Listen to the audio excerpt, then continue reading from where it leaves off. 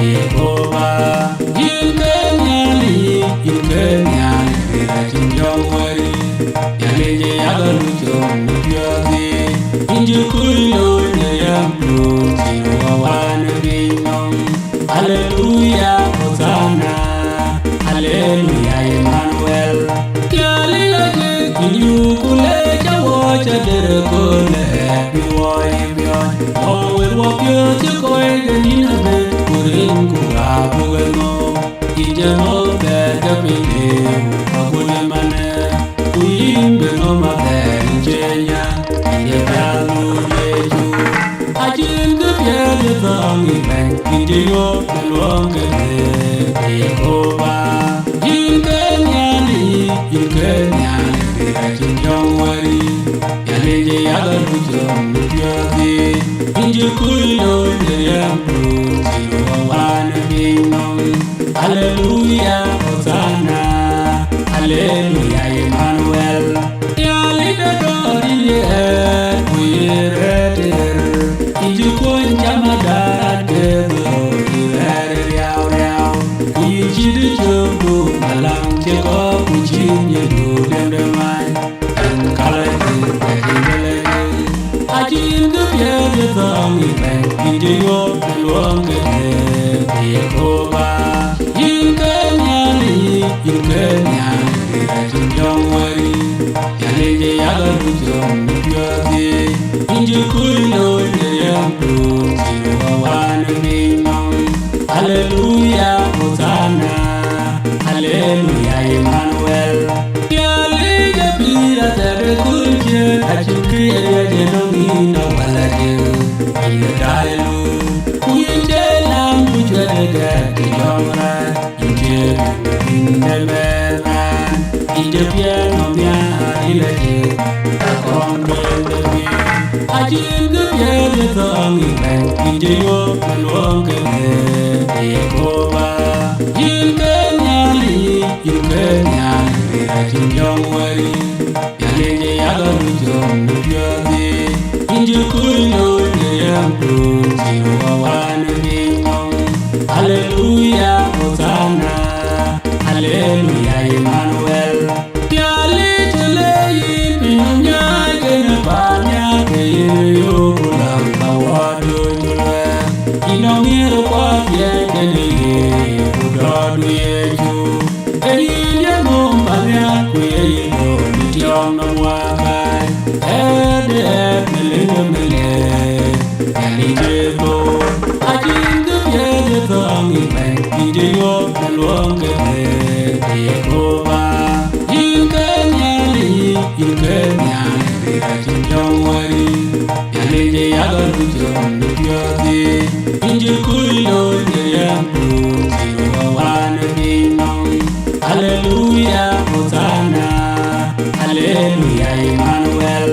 Yali Yukukanum, the ball kutu, Wakilingi, Akuche Jerusalem, Yonya, Parjagui, Pinyantia, the Jeng Malaika, Yunawabia. If you walk you to cherubim, can you seraphim, Hallelujah, Hallelujah, Hosanna, Emmanuel. I did the piede thongi ben, Idiyo, Luonge, Jehovah. In Kenya, in Jongwari, Yaleje Yagalujo, Mujadi, in Jukuyo, Yambu, Tiwawan, Rinum, Hallelujah, Hosanna, Hallelujah, Emmanuel.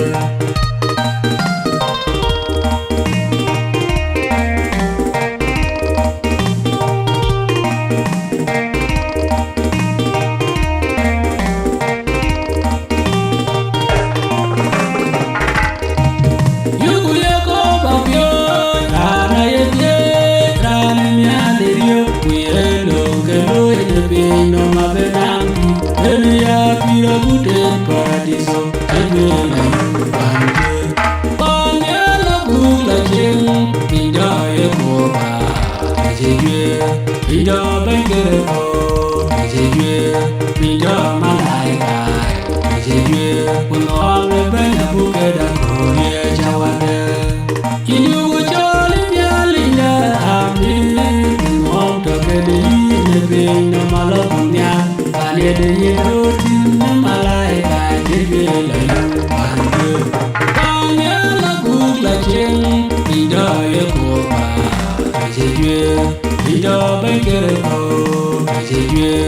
Minda malaika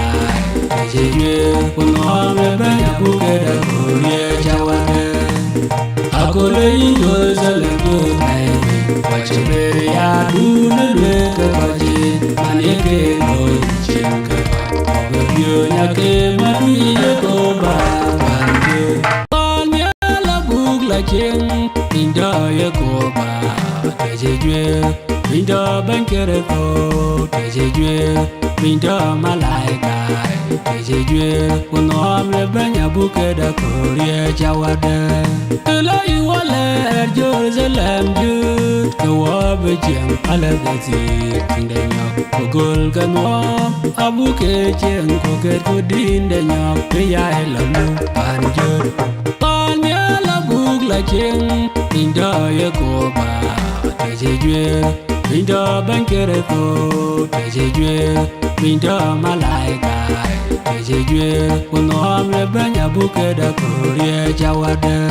Kobe ya biun kuyudeng ne pio ke pirate Ye kwerpe ne tonde mialeje Pane nyok chama dande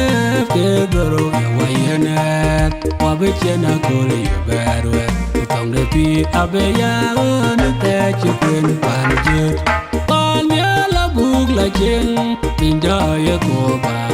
Tejejwe Minda bankere to Tejejwe Minda malaika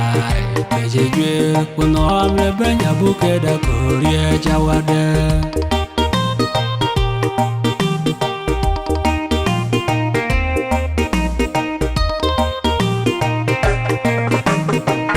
Yin ye koba Ini ango ka yin orier Warjaga diene binong Damako kunyote en kweri Kainde weche Ya bainde dar Gachuala jang kwe kereje Choga juche mande kwe Baindi die Yane en gempurier Nyale yawa Bawe dutia epinom Tijengre Nyale wak yonye Bayata kera la jenge pinam Adondonde pyo Jelye na yeju Padulunde piru bakwanyi kencheye Kubateje ya berem kamose Kujarmaya Choga juche mande kwe Baindi die Yane en gempurier Nyale yawa Bawe dutia epinom Tijengre Yondia kar bawa kijbaindi Riamdu Riamje kwe Ronchin meloy Kuchoga tie dulunyen Kerezo Ben war pyo Be pion deret be jal keluaide Kubo pion jut keluai dum chatie Choga jute mande kwe Baindi die Yene en gempuriet Nyale yawa Bawe dutia epinom Tijengre Baindi die taludwe Ni pide Baya jengwani yin Ini ke kut kun yaroge Nyale yawa Yado bany Yandai bachuala merwe Dede kage guo kapye lor yao riao Kalar yao riao ke nuam den cheduch Choga juche mande kwe Baindi die Yene en gempuriet Nyale yawa Bawe dutia epinom Tijengre Ene ilong baya uridye Baya tidiende tian Telo diu diu Tena chadeng tueng kapudium Kabur bepirio Tuen bedung nyal Cheno manon jitor nyal Choga juche mande kwe Baindi die Yene en gempuriet Nyale yawa Bawe dutia epinom Tijengre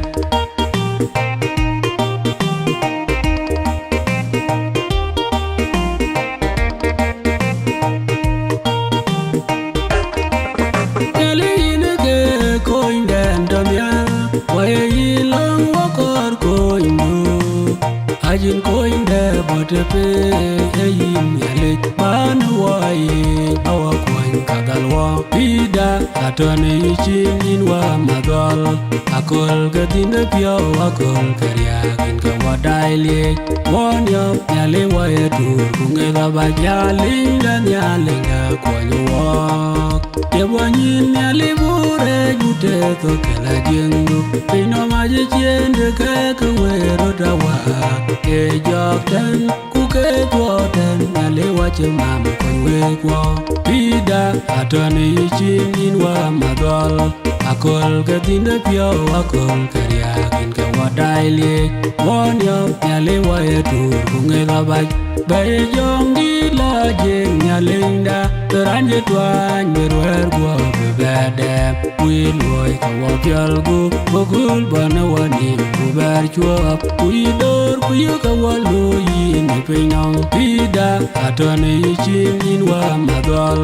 akol katinda pio akol kariakin ka wadaile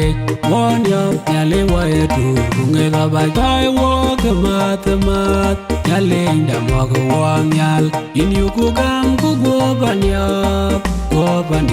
na wobe mak pino kwa chine pik de kul chen nyalinda ine kepi lage pida atone chin inwa madol akol katinda pio akol kariakin ka wadaile wonyo nyale wae tur kungela baj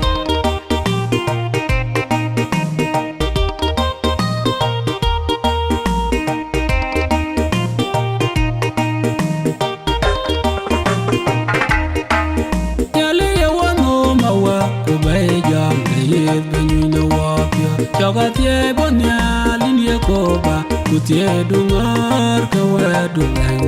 kutie du pio tane luai du ine pinyam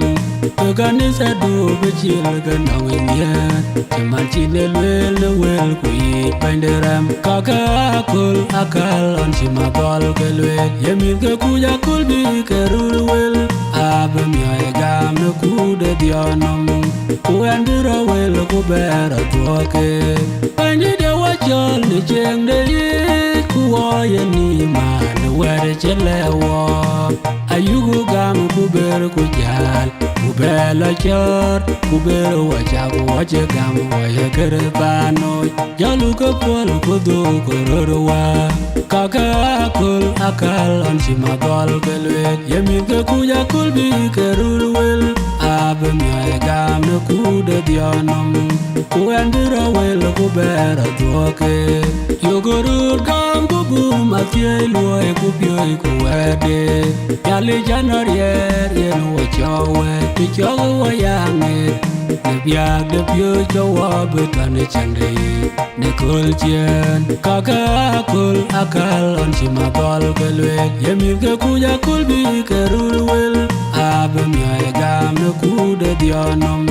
kuandira wel kubera tuake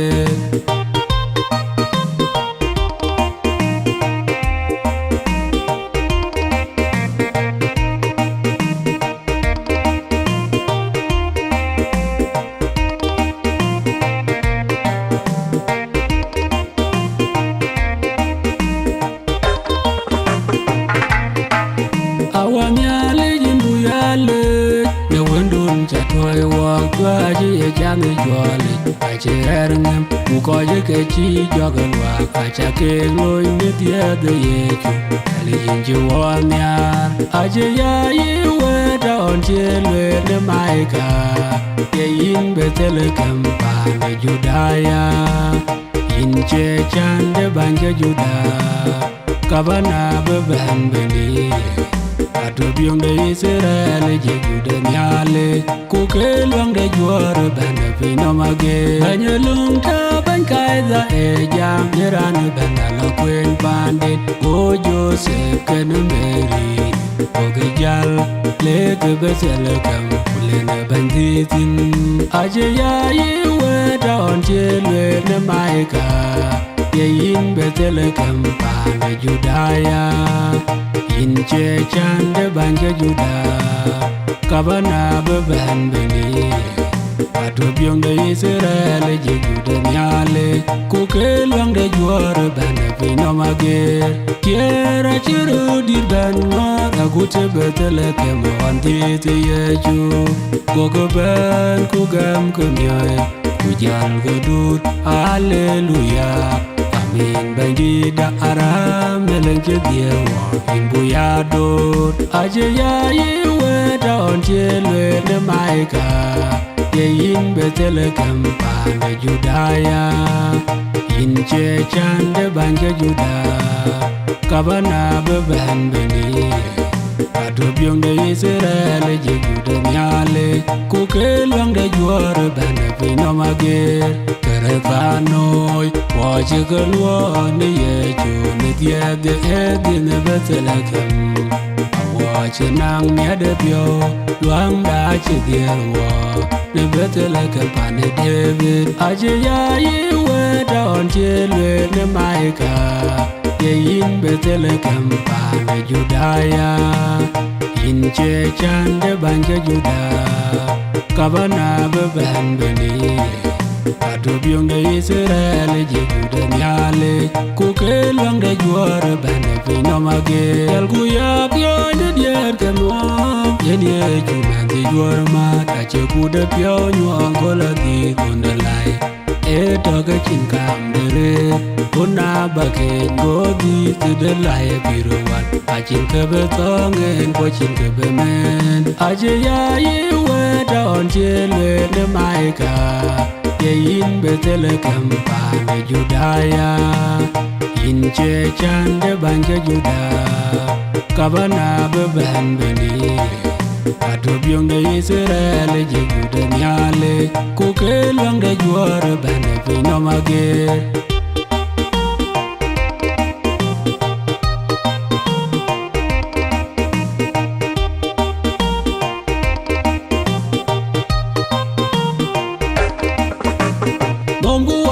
Koba bende ko jite nyalinde laji yukudo ne pioban yukule achi wocha chi gwabde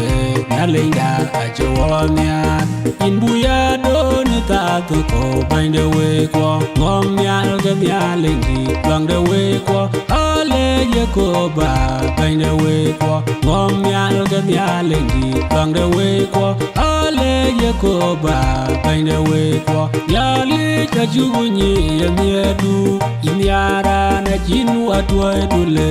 iwabele kuberu watwe Emmanuel wabenwat inbuya doni tato ko bende we ko ngomyal ga myalendi bande we ko ale Yakoba bende we ko ngomyal ga myalendi bande we ko ale Yakoba bende we ko in yugu ngoka yin yeko indentio yawadailu kuyin yekwede pi de we ko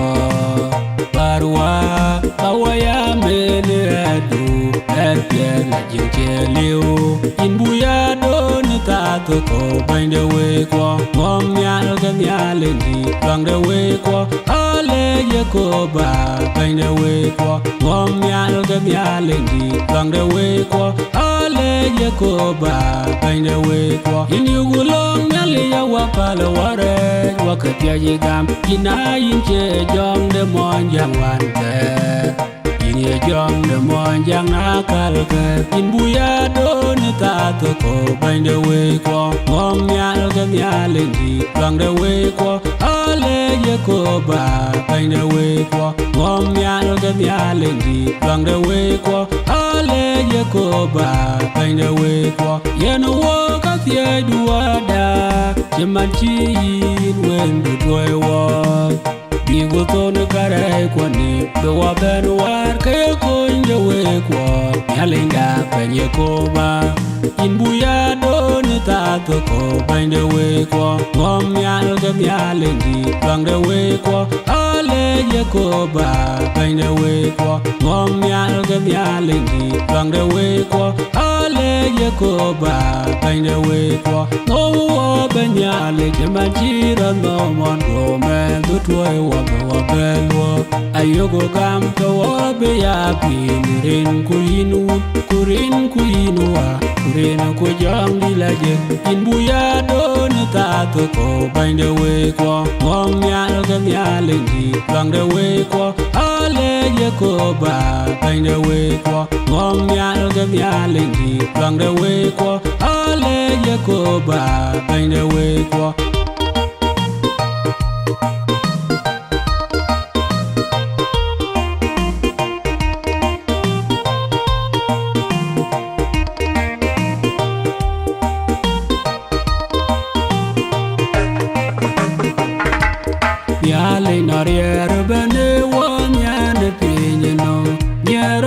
nyo tan go jikang in ga chen wa toy kereto be wa ben war kunyu wa den ogo bi deren kwa chebe chwaro nega tam de pira tere rano yikene pingile ki jang dila jikle kanisai achi ye chulwel edwoge pyo jene bika duom ye gam we mesye rani rin che gam abirite chiang negan bakela yue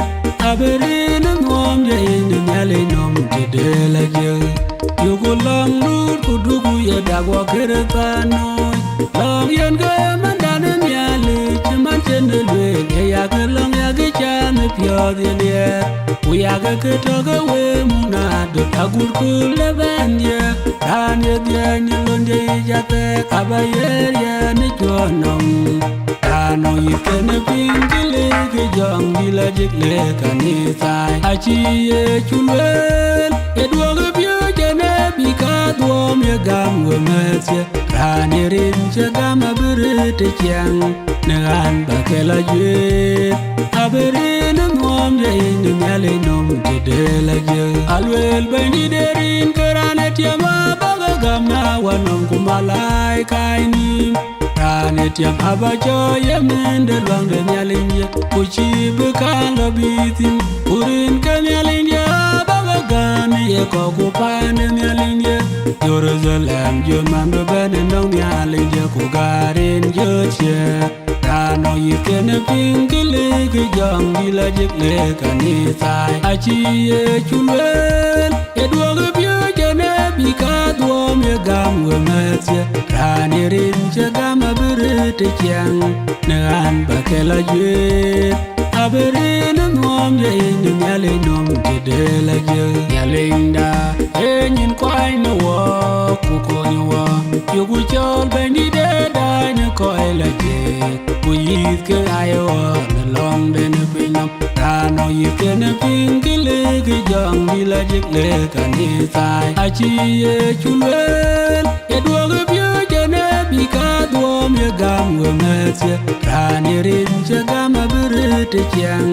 negan bakela yue aberin ngom ye inu nyale nom tidela je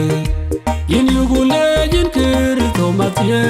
wende nyale nit mela jingon ji tuyo in ji wole kangodwe bugu yin tit kawalu yin agudbino walar nyate dun jajwir paradiso pane nyale rano yikene pingile ki jang dila jikle kanisai achi ye chulwel edwoge pyo jene bika duom ye gam we mesye rani rin che gam abirite chiang negan bakela yue aberin ngom ye inu nyale nom tidela je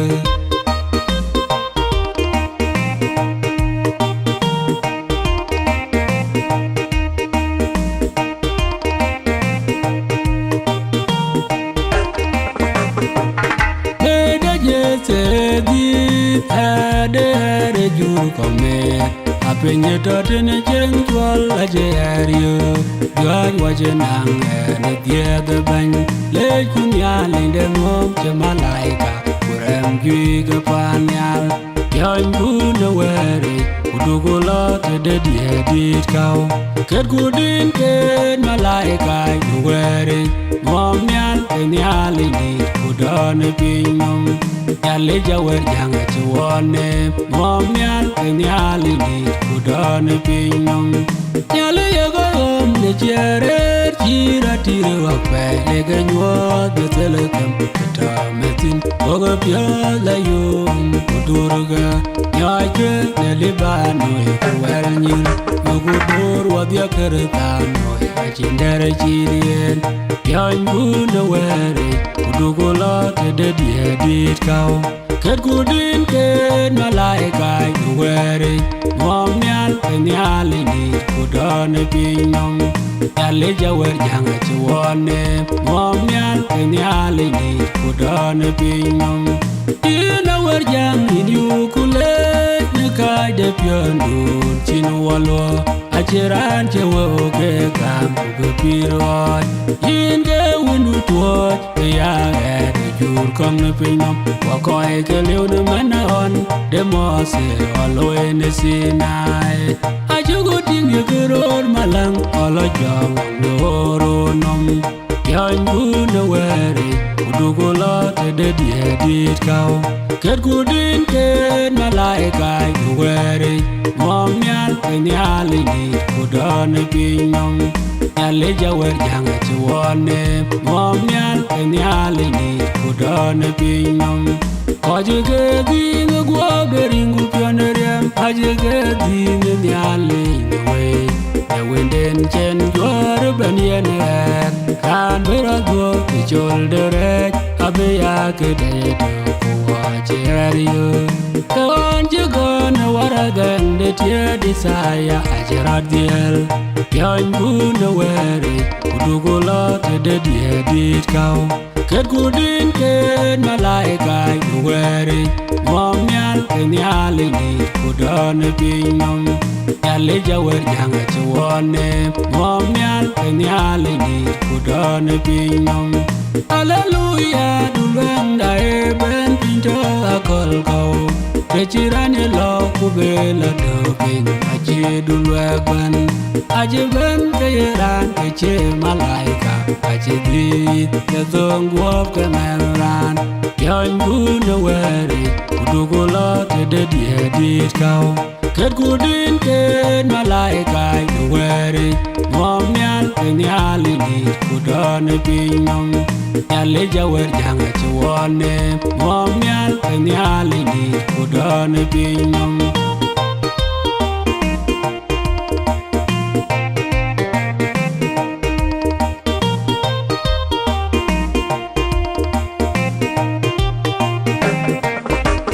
Hosana bugam ben kerto anji ben gayane medom da juara ben tanda aker yo toy banyal wan ku bibin gamara to ku pelweke ben kerto beleng no mater wade on bi en Jerusalem gonwam di miti yakanga e jami hosana jore bane jami hosana Quran ngame jami hosana Hosana wende debe hallelujah Dudu ipele meji bioda aguti bandi Yenyuaga wawu yenga yuku kot Go kiriso duono men Yebele bran changem Achawangem Yongoreni wen kukuja pyo Ben kiriso beleng yeno mater wade On bi en Jerusalem gonwam di Miti yakanga e jami hosana Jore bane jami hosana Quran ngame jami hosana Hosana wende debe hallelujah Dotu chedia chi banjir keti Yaye koi wende ran cholna Uyaga cholna Kopitero duoken Yayin ye kereso Demi Alex Simon Barjona Ajakguong berin kuriam Yene lege yin wete awa Anton yalene lege yin kudule rande Ben kirito beleng yeno mater wade On bi en Jerusalem gonwam di Miti yakanga e jami hosana Jore bane jami hosana Quran ngame jami hosana Hosana wende debe hallelujah Ye chubanya je Young Parisai Ye joge bitke koi kongni Koge yok ye na bige mim Ke kura be piyo nyinde koki Ejge mwame panawa Kanyal wermele ketiam no medinde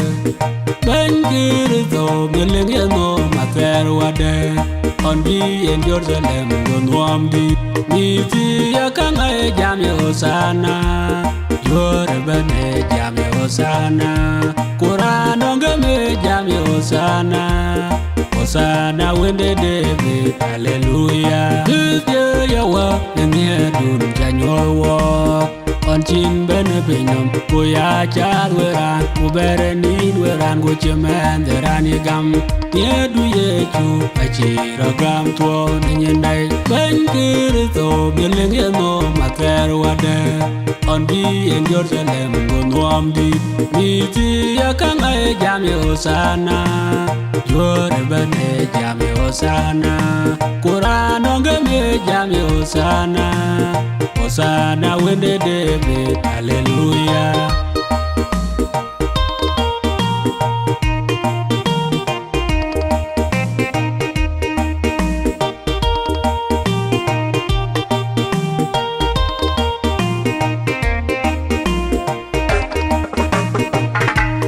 Duluang de weko, nyali de pida, awawa yilanku, nyali kaje piono walk. Anong kadal walk anwan walk Kachu kalude chenin Wende debide Wachalin Chichara wane dulngep Kupial nerinku Inata kain ya dulangda Wanyaya anwan bang Kachu wai nirinku in kerto Yuan chi tieng de mode Amoko ne chin chida Wedu ye koba I don't know what you're watching away Or you wear it where the badel I'm in a gamda The bada yete badan when I go kute Israel On chin gabantang reali When the debide Watch a lin Chichara on the dulnge Kupial nerinku Inata kain ya dulangda Wanyaya anwana bang Kachuwai nirinku in kerto Ajin kain wat in bang dida Yen gachir yam detik chekwir Winerun katyer puro bantem Degam yen ingam kain ya wende mialing dit Wende debide Wachalin Chichara on the dulngep Kupial nerinku Inata kain ya dulangda Wanyaya anwana bang Kachuwai nirinku in kerto Acing anwan Chin kantiam bang ditwit Yen ketiam into Keceran ban gogwa Nipinyen no macing kegalik Badagan wane baba Eyin yeto ina beloi Wende debide Wachalin Chichara wane dulngep Kupial nerinku Inata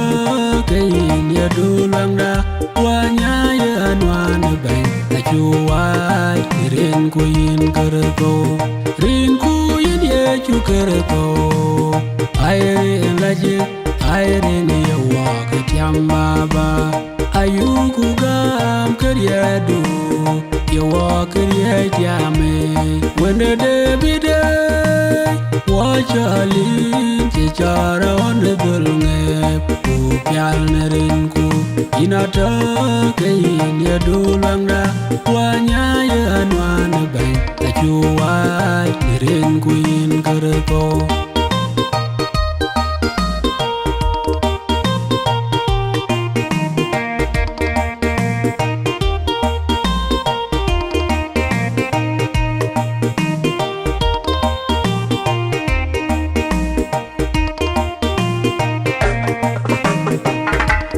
Yaga kuda piona kiriko chenywan the pinom Aleren Jerusalem dana gaja Kujuaria jam Osana, Osana, Osana Kawende David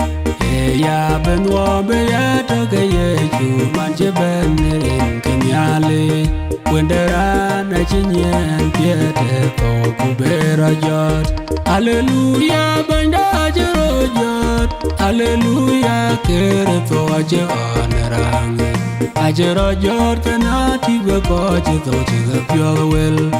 gorot ka kule bande yechu ngodwe Petit ponang piraka ni kulchen Ejigulom yen ye chu ke chinai nongol kwat ige tot ku jal ke yang ne tie mager ko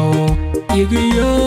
karam aram lenga judat yara lwa bene tim ko ine ke ye jam ye wonde miale ke jigeni tanbera jone kole dia yendulanga hallelujah banda ajrojot hallelujah kere to aje onarang ajrojot na tibe ko je to je pyo wel gorot ka kul bande ye chungorwe beti kwanang piraka ni kulche banda ajrojot narang e je tyo ke ran mujarat ke miale chaba pururyo generade ye kedega tongde betie pine judaya kujal pirong namaban hallelujah banda ajrojot hallelujah kereto aje onarang ajrojot na tibe ko je to je pyo wel gorot ka kul bande ye chungorwe beti kwanang piraka ni kulchen keretanoi ainda erot gambu bum ne kare kemeran bum tong la chwe de tiamage ainda e kende pyo nyongeniere mo yen ka chen to ne tim ko jal ku ya do akal ke kida ne pinyenom hallelujah banda ajrojot hallelujah kere to aje onarang ajrojot na tibe ko je to je pyo wel gorot ka kul bande ye chungorwe beti kwanang piraka ni kulche onden chen to were danya erajot aya kong le ko yenin aje to tiam e wo nyo junde ti banda mag yu ku pyo ne lo beti kwanang lang ne kul le lu kul ben pilung nom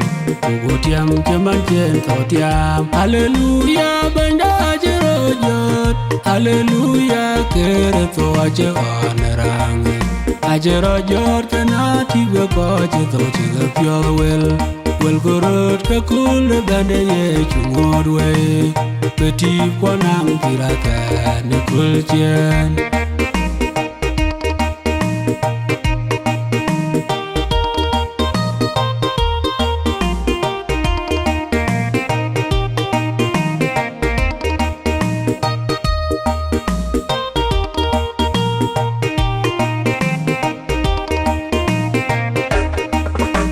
hallelujah kunderanga chi malaika lerwe banye chuherot jot kumalaika de bendide kanyerang to yo yara leweten hero jon riet ye chuajiro jon riedit kayere piriao nong ye jong du choton pyo kwai jong laje jong di don tunya la kulute di pane Jerusalem utero ne do tunyim keliem na mai yewo kwada ye wadiang atiaidu ye chu ye watai ni jong laje ye chu e banya jogya wende mi ale jajiria de tonga ye ne pinye no ala kirantirang to ga jerio de on yotero ne rang dulwanda chitotiam away ye jong du choton pyo kwai jong laje jong di don tunya la kulute di pane Jerusalem utero ne do tunyim keliem na mai yewo kwada ye wadiang atiaidu ye chu ye watai ni jong laje banye chuero joneriat banye to wet wagun neriat on joderot kayeria war kapin ku kanyal ayeton neriat en kere banye pino magut pandonyal ye jong du choton pyo kwai jong laje jong di don tunya la kulute di pane Jerusalem utero ne do tunyim keliem na mai kwa da ye wa diang a ti ai du ye chu ye wa tai ni jong la je pirate cheng de wi a chi bang ni yer koi koi ye yen gam ne pin nom kere to we che jam ye la la te don wir pute la ren a ye we dil ni dil pirate ye jong du cha ta ne pyo kwai jong la je jong di don tu nya la kul te di pan e Jerusalem pute ro ne du tu ni liam na mai ye wo kwa da ye wa diang a ti ai du ye chu ye wa tai ni jong la je yu ku ti ye man je la pan de un ya a ve ba la go mia ni ngom di la wai wa mi de ga ban yu ku lu ne loi la je loi de gam yu ngo ban de da ba ban ke ye ne ye pi ye jong du cha ta ne pyo kwai jong la je jong di don tu nya la ku lu te di pan e Jerusalem ute ro ne du tu ni ke liam na mai ye wo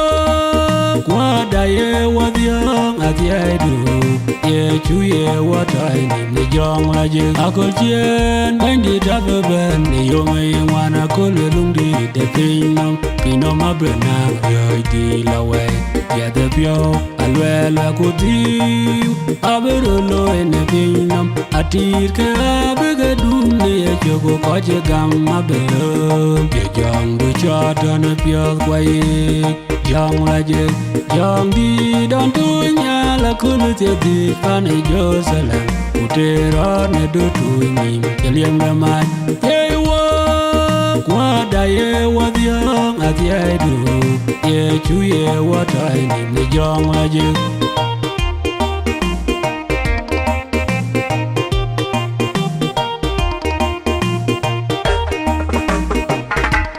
ya ling de ba mi la chin ge ye yin gu in je du luang da tu bi jok ya luang we bi jok ya ling ban di ye chu a chin ke le win ban ne pin nom na jok ya man nong pin ya ja ke yin nga ku du luang le we kwa wo kere ba no yu ye chu ban di le nan je ro gam no wo ne pin nom bu chi kon ko na ro ro gam no we kwa ban di ye chu a chin ke le win ban ne pin nom na jok ya man nong pin ya ja ke yin nga ku du luang le we kwa yong di Ajakguong an je ni ye tuoi wo go na ku le ti ni Jerusalem wo ya gel ban di ye chu a chin ke le win ban ne pin nom na jok ya man nong pin ya ja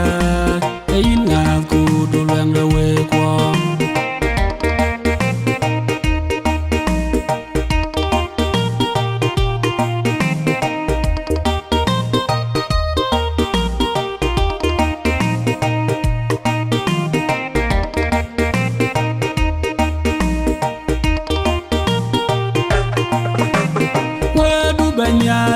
jalgana wapiot wedu ye go ba jalgana wapiot e chale wong ne bito kwa chugure e chale wa ni ye chuto kwa ken go gam kwa ngot ke pyo ja wut ku kwa chugudut padole jam ran to ke ye lum chabai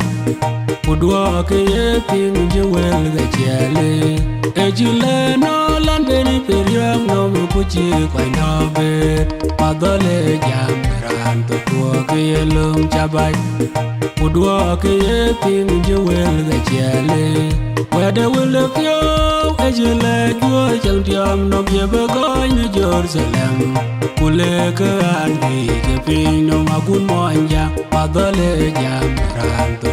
ke ye lum chabai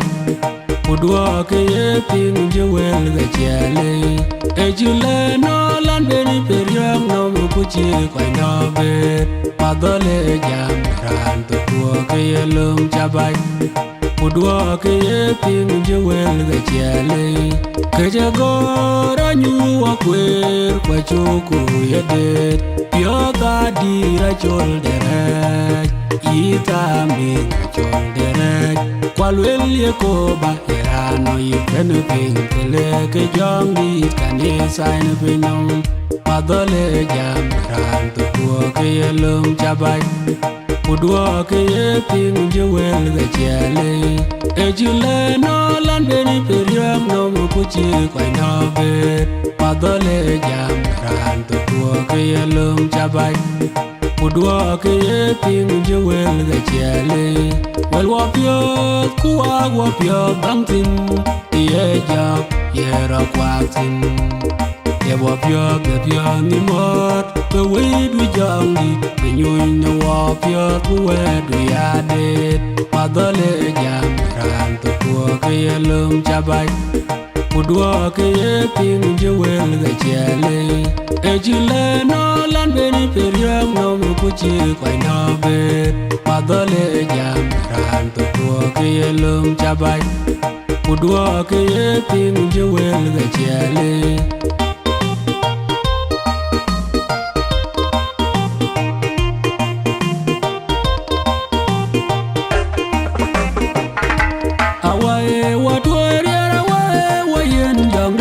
Watwa jongi laje onje bana kul de bine Jerusalem dogil jongi de yen karier ye wajak yam e wom ye wanyu yen wer ejilwel banjir to jamela tiet ke we ka batweria te chalamya Tichala pana watanyal panchin yede pyo dugil jong di de yen karier ye wajak yam e wom di ye wanyu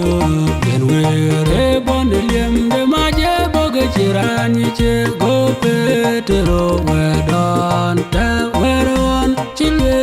ni ne bijwel ke ka chila jigeriara batwe wemia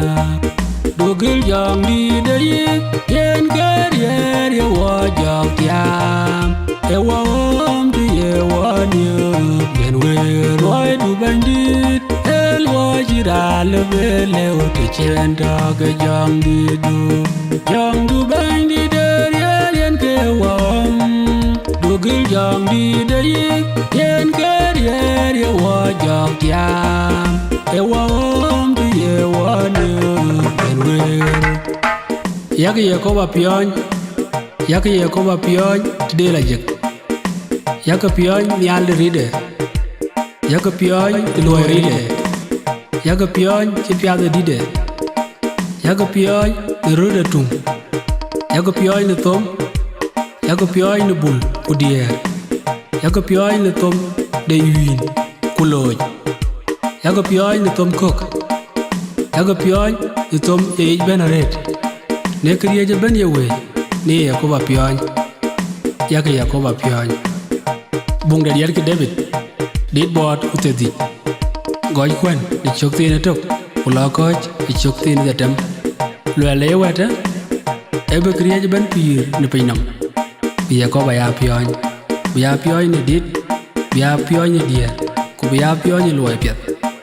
ki we wer kon be bi wodi cha peka se da chole Yakoba Pion Tog da kang ben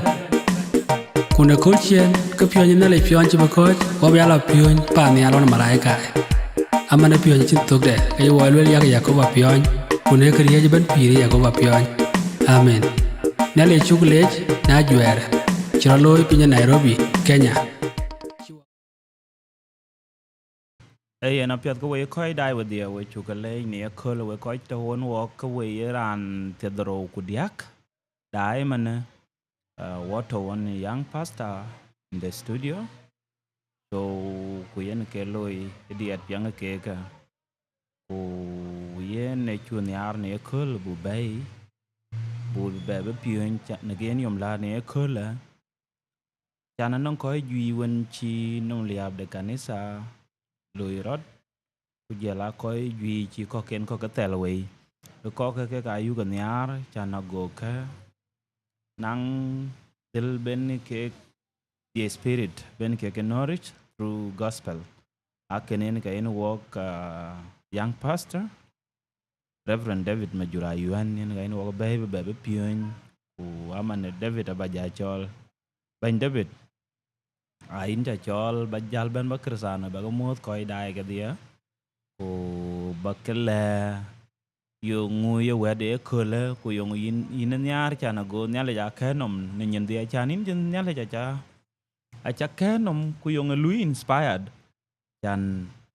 ba dia ra ker chan nye chiran chi tast but in a game rod when ko when token yin ye nyar belon beloy so kene apiat ba ko mot ku balwel yo man lui inspired chana go ku bu belo next album so kene welcome Thank you. Yeah, clear? in clear Yeah, yeah Thank you. Cái chuyện nó chỉ là có bài trả lời chỉ cho cái này, chỉ cho cái này. Lấy cho rồi, là nó có cả duyệt hiện ra, có cả Ajakguong media, của viện cảm ta, và đúng rồi cái những trả lời cho nên, bây giờ đang học quên của những trả lời, cái duyệt của cái liệu ano, anh tin, các cái giống như đại chế cái duyệt, ai bên này, anh tin ta cái làm duyệt, so những trả lời, những trả lời point nào bây giờ anh tin chẳng vào cái đúng rồi, anh chỉ trong cái đó là bên online, cái duyệt trả đồng, rồi những trả lời viewers của bên, của trả cái mua, coi bên có đó mình có ba lộc ban nên là cái việc ở khu là dùng của nó là phiếu mà để chua cái luyện tốt được càng làm bên chẳng cái tia bữa sau mình nói trên là khi đuổi nó là tốt chứ còn coi có một đôi là một cái bàn nhà nó được có yêu cầu mình nói trên trên thì cũng giá tới đây này bây giờ giá quay ra này cái anh kiếm vào là người đi cái bán giảm chứ cái bài bỏ bán với mót và năng cái tiền luyện chứ cái vùng để lục tiêu của bạn luyện của cái chia parable vì lòng nhà luôn của chỉ còn đặc của chia parable vì lòng nhà luôn chỉ còn đặc where các bạn có tiền còn luyện chứ chứ mình như vậy what on the land period a period land ta thì nó quá tin của chỉ cái chia bỏ tin nia tai in ta bây giờ mình đã thấy ta bị ra gam nhau của balong dan ang ban pidu kala na le na le kidi na cha ko pidu nyai war nanti urana nang pidu chi jo nyai na le ye ne kan ba na wen to ta de kan ko ta de long ko long ya lu chu kon da akul ka rai wa ya dai lang ku nanti we watch and pray mình si bible le ya ko dai lang ka bi le ka bi ka rai man ka ro pan da te na ko lang ka ro na an wa chan wa to na an wa je ko pa ti nanti ko kinu nang wo ko buri ra khi nó riak to bai to wala to wo ko lo ko mo wala nya le pyo kai pa ko do bai na le pyo kai ni ko pi du cho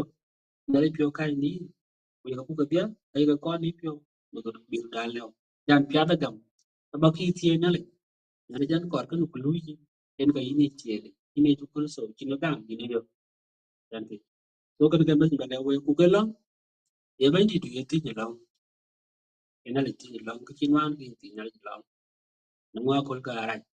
na re cái long ka bo ko cái nơi tiến cao và lưới bằng bằng land period bằng long nãy là bên ngoài này chi được period land bán giảm thì nghĩa đến nào quý is my teacher được phân đà and thì cái này cho my teacher nó có duy ra period cho tôi cái này như cái được period được and thì cái đàn chi period tôi cái được period chi cái được period đấy nên cái liệu em chủ thuật được ini ga kira loy nanti kuna wata tok ma ka pye the same thing lakini wata to wadi ta chi wadi loy na kuro 2017 kanti le wadi loy to one of ko bi kel bere yen kan abram do la ko bi ko to computer to blue kanti alon bi ke wa nang ke ra ga ke ato credit lo chi loy de nga ko dit kanti so kana ale ji wana le leji in ta denga ko ko jara ko di tu ko itu mana ustaz abuna da ko du pinda da abram don parang ko ayo wana le leji yana du pinda ran ko pio ma god man of god and jara ko bi ko So lawyer, I need to recognize himself. Peter Denga Queen Ajachol can be pure. Within the lake book, we see it.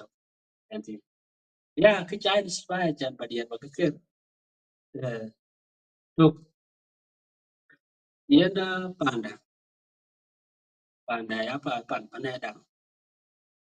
chalen an won nyan to three pa di chori ta ya ma pra yen manyang ko tui ta go yen baba de abra ma yen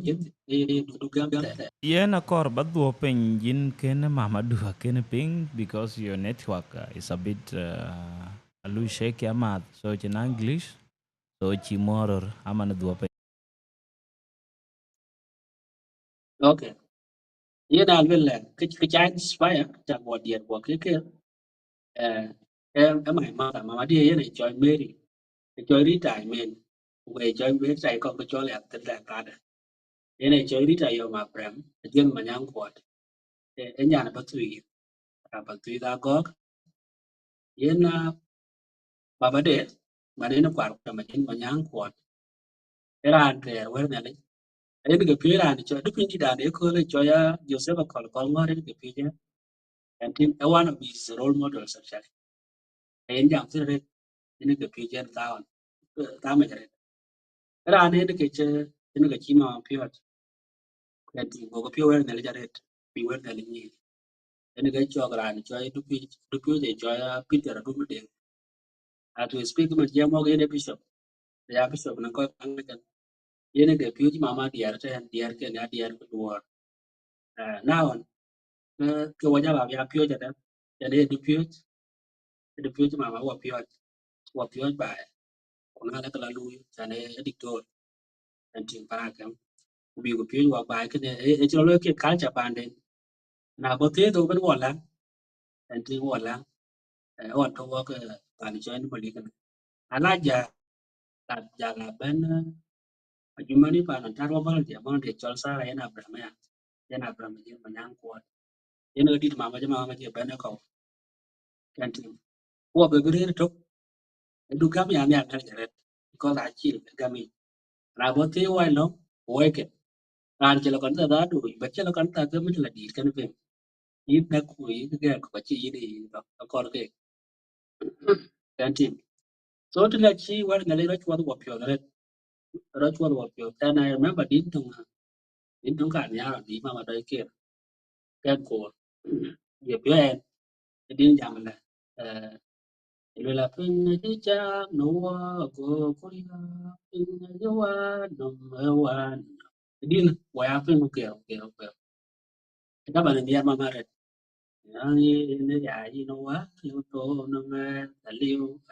an chira ga ba to e jal kere ya wa nya en ti di ku jal pi ko mi ku di ya ko ju bi ya ko ya ke one of favorite songs ke mama ni ya re ti di ya ma yi ne ti ba ni ari ju en ti e kere awan ke kalu me serious na jok dan juga bu je dan pyo din gol ne dit to the temu the tem ele la nyale cha nong ria di un ko ke tia nyale che ko cha te ki ja ko je pe nanti ya li jan ni pyo dia ko nanti wo kene dia wo ya ya na man anang good voice anang rot ka I think female boys always I so jala ngade ten jala dia nya jala kan se Kanan pelo kanisa anyway. Nalar kanisa juo jana dia Sunday school. Nanti dia Sunday schools wake la bu ngadu pula loy pula men wan ko pula kok. Nanti itu bata di Manuel Part. By then ran to ya bun no wok ran cho ya pili batu ang tiong yen ke parish priest Emmanuel. Ko do pe nyara cho ya Peter joy ngong awan ticha ran cho ya Joseph mo kwala ke. Kan ba yo Wana to and to it pinda re rande cho Abraham kur anti ko ka te du pi ko ake wo pyo wo ku jala na bu yi wo la ka don ko bi wo bi re ko re wir bu ket bu dia By the way cái dar cái tong Arabi anti war ya cái tong kia thì yo ko ga so na loko bu lo minute anti ko cái wor na wor ba to wa ke chan no kon bu ke bu sound of pya na lo kan sa da le lo ko present ko la pya na re anti e ke ne go wa ke ni ma wo be ni se anti bi wo bu ni na anti yen kita ja inspire dan ja nya chan ke ne e chin ke dia ba dia ko de le ko ana ka se chi ko jo li loy à lôi cái này 1997 Nairobi cái còn là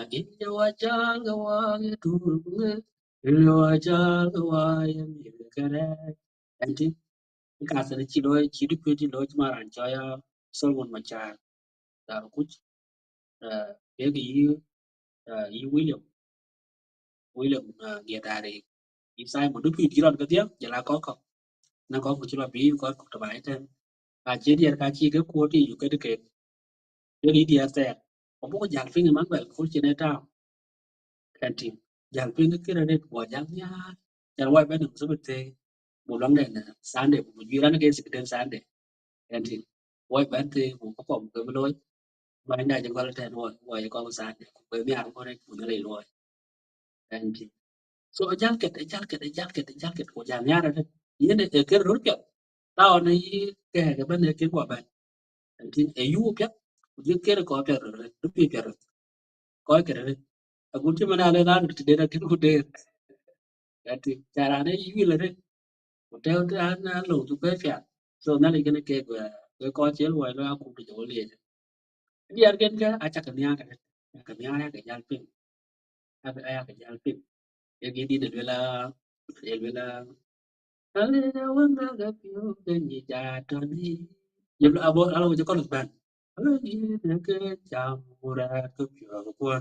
Magetanongan karan kona chakapalwe ko bijal pyagre ko bijal pyagre ga de fin anti gua nyare anti nyare bijal le lo mia la nan chang kele bal mia participating in that ekene ga chabe inspire yan benya anti pi da nga kwe yen ga jara benya kanere so ka sana chi wa du pi lo yen ga chabe phe ke dia ka anti gua nya anti ya nya ko ngode ran Sunday school. Then 2010 cái trên work propose what là cho William Chola thanh đột and team man có mà lệ and team em muốn có rồi em my good friend em những cái bên nhà Sunday school and team cái này là để cho điền mà loạn John điền mà loạn think and team những cái với chụp bé cái này để sự kiện Sunday cái này cái bài đã chôn trên work propose we had to be Sunday appeal 2010 Musande appeared and looking diamond to cool. Those of Pola came to a Jamat and Jamajuba. At the cock, Galabananga, we go walk by and Buyana Con. Go the Lapute and walk here. Can't he? So what young Benia, Buy knowledge, Burgamen, Bua, we are quite pretty again.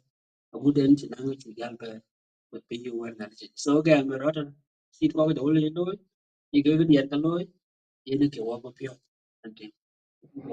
Kasen aku chekula mo ken ya na ngane ya kenti to chene kasen ani ya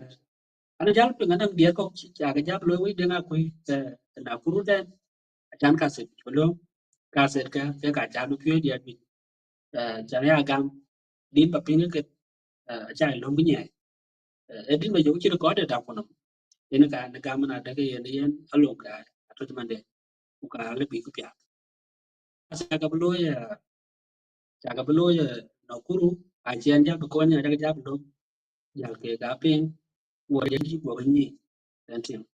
wo ya ji ya wo ni o je ran pyo ya bi tem long da Emmanuel ya na to du pyo ke du pyo da to tin da entin so wo da ya ju wo ta pin ye je wo pyo wo ya la cái dạng nha cái chia chắc cho cái nhập chất anh chỉ biết pure music entin anh chỉ pure music pure cái wo music cái trên loa cái nó nâng cái piano thì India nó cổ chỉ mai friend cho để người bay để có thời gian đã thêm giờ là aler bulo ko pia dit churo bula e kul de via e banda ye ju ani da ku banda jalbe wa bu ja ya la temba ani din to wa jalo ya keyboard long ko ja pio ja ba bu anti alo ene ku di yon mo de ya nang semiton sa ka ya ke gur anti aja la long den man ba ke do pio ana cho ya Joseph ya den bol ke ka jal be ke ni sit ben wa pio chi ja bi anti mo je ko wa pio wa ke bi anti ya and pio settings and semiton je ke burata anti hand flexibility actually jal bi transfer ne ka ban ani jal be le work anti wajala music jala ba good dado nanti jala good na good ke ya ke ni ko ju nanti dan ti ko ju aja ke pio de tom nanti ko ke to work ke ne jab ya lo ko je die to me ya je na ko je rawa je ja jala wala tom so nanti na wana je ba ja ba school nanti ba school ten an bo ko ja ke ka ke dia ya ke no ya ke je la lek tu lek lek lo ke mi có cái chỗ lên cái nhà bán của bố lô cái lô cái chỗ là cái đang玩cái DJ đã thành anh chị cái cái tổng nghiệp của ala huwa mi adi của cái chỉ là đức ala huwa bố cái huwa chỉ DJ là dia huwa bố mà nhiều của anh chị so lo đào của nó cái chỗ giá về cái cái giá về inspire cái yang kimia anh chị cái khu chơi gol lo nào của nó chán giá là bên cũng là giá là bên so cái là bạn cái kan internet thank you. Ay na pen challenge David. So thank you chan yen to non ko ju ay ping ke ini ke tare te diar ga kanisa. Ku yongwe jalin dom ama kre jalin inspired chan badiet ba ke aker ay chigni. So kene ke piaten chan bini chan ban to na pinomben anong ke wen yen chol chana go kene go loy so kene yen ke yan ti chan balle ke ku bini so wa bijala twen wa bijala next album so ben Solomon Machara ku in chamot ran tung de du puiter in Majur Ayuen so ran tung de du puiter ka dier war yu ke pio yin da ke ka ke kon pio work so warin jelo binyi batanon ko ke kono ke nyi awel wanim so amane inja mod ban wabi jalo next album so ko we ko dai we dia wabi jalo diere so kene ke kar batie Majur chan waj bela tu nga che jam ke bi wok yom lat kunai yom lat ke de ye kole e bu pion so bu nyali bu pion ne piot ko yi bu nyali bu pion ne create ban because akorbu nang a cultivation of deep understanding of the worship true worship wache kur kake i leadership kanisa ku yungu wache kur bula father porque lui wong ne kole bu nyale engage in different form of worship chana chena to lwa ke ni dur to intin en ga en jam na che ba tim chuk ror kalang so nyale ja kor bi along ani to ko tin so kene yene ke to work ne kole so wablon ne album da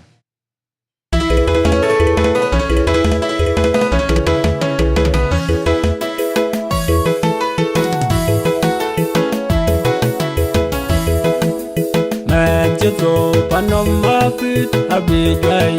kujadairat leu kumagande ne yutan be wawang riam ye mage ye chuban panoma pit kejilwel miala chugal ne wage andung jeto chol ye chuban aye mala lai chede ye dina season bo amane ga Bawa jogirane kujol salam jungem Mantiko panom mape abij joy we could just joy rod. Liu kumatande ni yukan be wawang riam. They don't take one that you die, chupia tatum wake. Koi on chepia kuwa koi reje. Chuk tung emen, nong ran piana. Bible la chindong jalwe kuchirat bil. Chol pinyom yebidiere, yam jen wawa rachegaloma. Injo wawa miriam na kalbari. Waya kulo korodal net yoke chokul. Man chito panom mape, abi joy we kujot joy rod. Liu kumagande ne yukan be wawa miriam. Las geron tirango, yigilwe le bicho. Go malaika tuol banyal elandong te kulim rangko go rojot igare kiwilding kwer chiti kabi wate wadya rantong yeto yere jaliu wabiting ye kwere golde kwa gutia mageria unke nerieri waya pirate man chito mape, abi joy we could just joy rod. Liu kumatande ni yukan be wawang riam. Ben meji pinam kamyal enke jang meji tang waye koba. Liu kunyal nyungen teken wayen gam. Gam kunyali beti boya jengdin. Ritomyal kumalai gaya jengdin. Ajeng alweli cherubim kanise rapim ande matin baju ya durwarke ye go bacho die deke atoke ne embe chatar ye nyara diri nu pyonya te man chito nom mape abi joy we kujot joy rod liu kumagande ne yukan be wawang riam.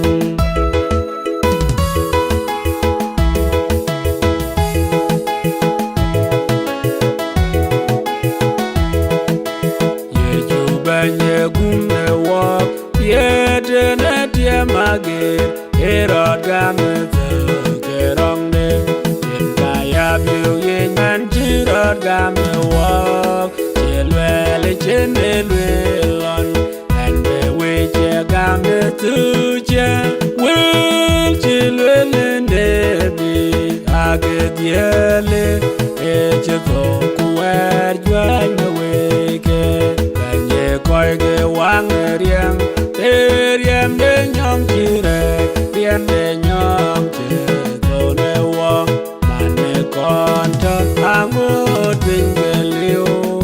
uke ben tone reja, yen ben kere to dulenda, wil chilwelende bi, age diele, eche to kuwer juane weke, yeju benye koike wat. Chigulom ne walk, Peggy Dwaja Chera Choto, Penny Koige Wade Kacheria Cater, take up your little pino, Chidi Wembe Neka Wem Real, will children and Debbie, Agadiele, Echeto, where you are awake, Benera Jodore. Neria de Untanyal, Eto Bewa, where they direct, Benyeto ne wabe, walwa bewa, dear, Cheman de Pione Unyal, Gerard walk on the window, will children and Debbie, Agadiele, Echeto, where you are awake, Bonderan, Kupo Junderon Deran, a chin money a coito, again Adam, which are wapin yen ye to do it, yen kaya kong de koi bin, when the one in the will children and Debbie, Agadiele, to kuwer jwanya weke Ekege chiwuloi chen watwe wende Bigo tone nyende kochi Kudhiaje chiwa kona chen watwe duge Onbona kulde tiezi Bigo tiem pino meriede Wil chilwelende bi Ake diele Eche to kuwer jwanya weke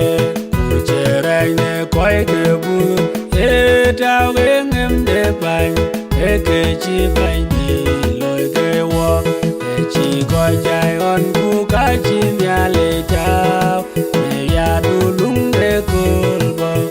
Eke rie chok tuom de pinyom Wil chilwelende bi Ake diele Eche to kuwer jwanya weke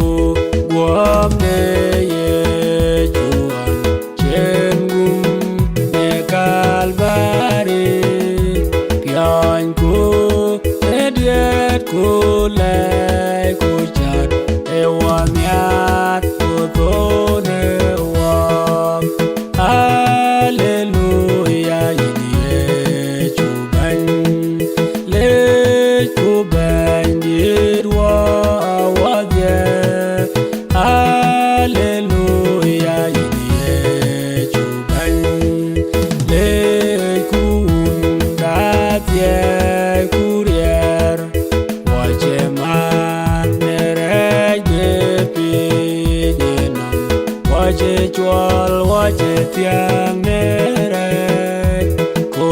ben kuen pandi deu emie yen bi yen bin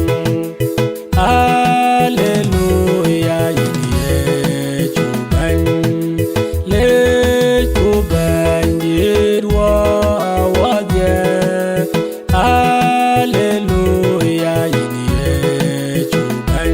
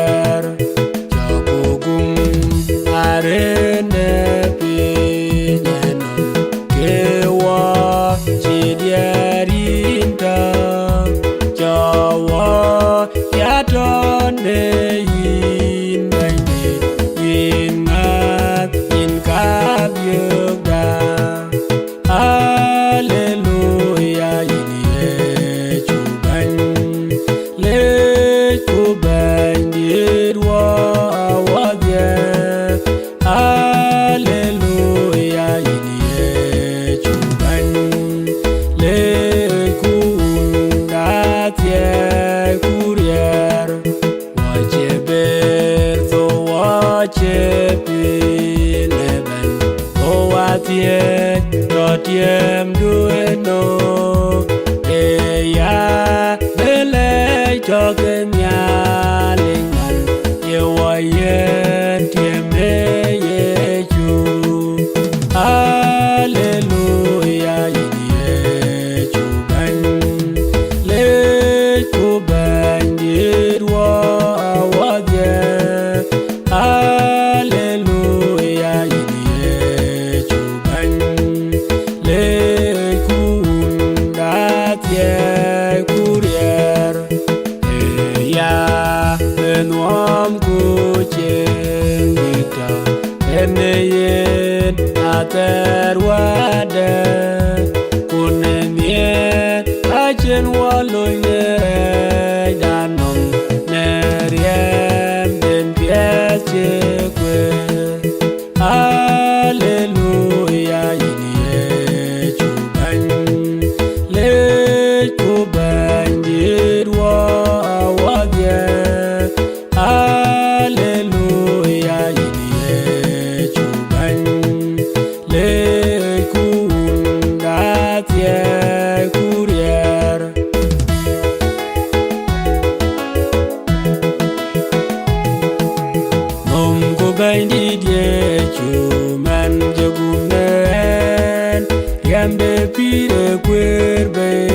Miriam de la je Yongo yung Miriam Pel de japio Wom jen gumayi nen pirate kutie Te yeriam wawa pio de chwal ne chut Chatan diao na wande kanerio je pio Cham ku miet yen wa miet de wa cheni De go bies de wa ke yam ti kwene wa Kwel wa banye miet du pio kwa yeda Yene ke yarieda bui pio ya loy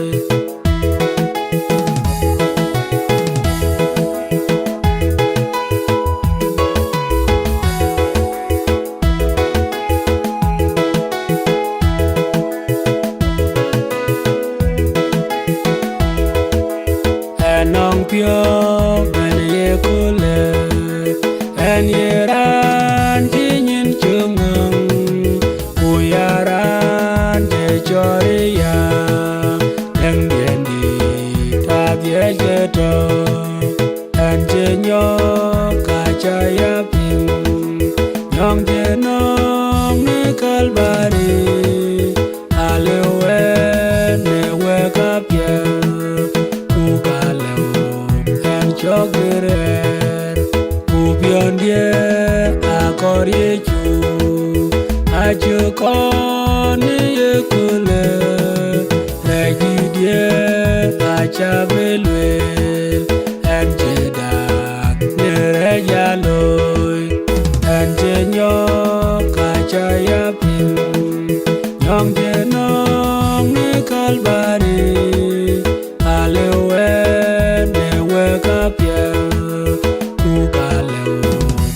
Chogere en cheya alwang dere nerungi chelu ne kwen en chikul de converti kol bangam banyali gam en chenyo kachaya pin yong jenong ne kalbari alewe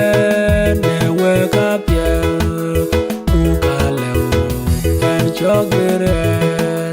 and be to Abamio Abadwo la pure weapon Agutie Bia Kubo Bia Water Wade and Jenyo Kachaya Ping Young Genong Nikalbari Alewe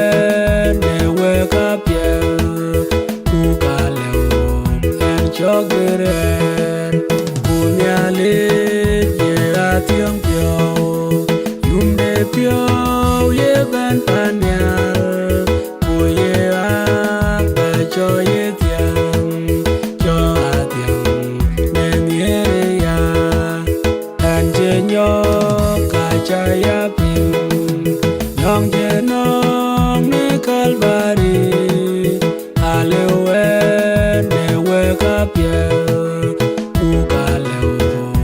Chogere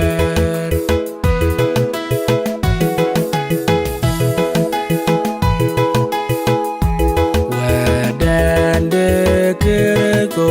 chen wawat Aye wawa nimche Aye watonde bendanyot Agute beren ben Che wone nyindai ayu kulumbu cham negam ye chinde pikwewa agute beren ben wamden chen gumne kalbari kurian che kwen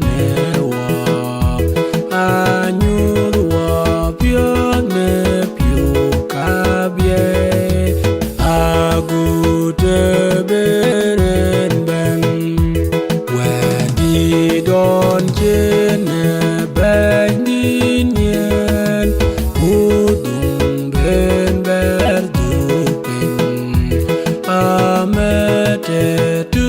ne loy daniel agu te beren ben agu te pinge tung panyal agu te warerang kubo benyi ne nuam kude belong kelwel merier inga tiene yung de pio duwa chaye nyin ku ne wo ye ti ne gamado agu te beren ben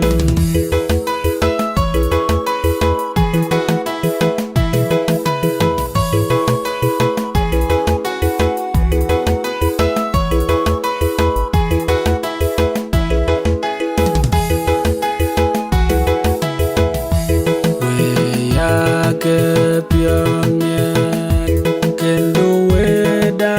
ken ben la ke lawoy ke dyunde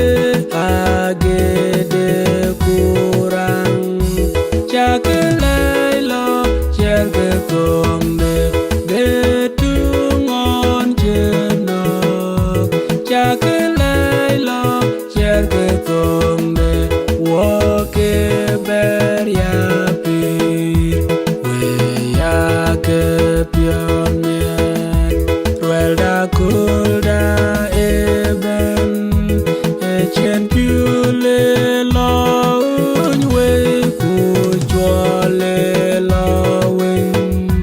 chakele lo cherke kombe betungon chenok chakele lo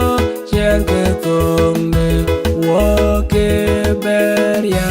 pir we ya ke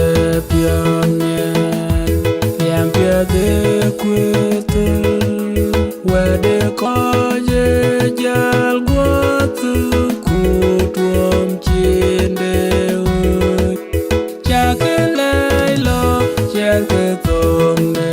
betungon chenok chakele lo cherke kombe woke beria pir we ya ke pionyen rane bene palmioe ke la jige to wer ko chela jige pir chakele lo cherke kombe betungon chenok chakele lo cherke kombe woke beria pir we ya ke pionyen ne nyong di ne chenok aje jal tiam yen to ku ke ber po ye pir chakele lo cherke kombe betungon chenok chakele lo cherke kombe woke beria pir we ya ke pionyen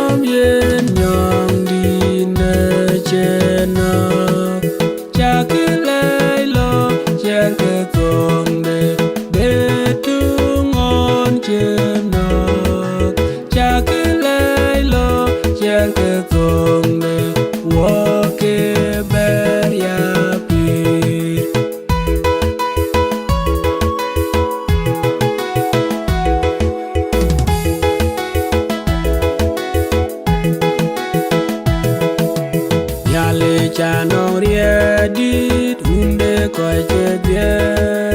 nyale che ko chakte cheke nyal kupin piange nyali lege no mapyer ewo myo yewende bewalwo wadye yechu kerezo wende bone nyali on tunye wantunde bende ko chedye piange nyali lege no mapyer ewo myo yewende bewalwo wadye dinde nyan chol meri loyo ka choge nyan jilya je jong dit jong la je kare piange nyali lege no mapyer ewo myo yewende bewalwo wadye ejera de bello achi echugu chingu chuka guti pete gopin ko piange nyali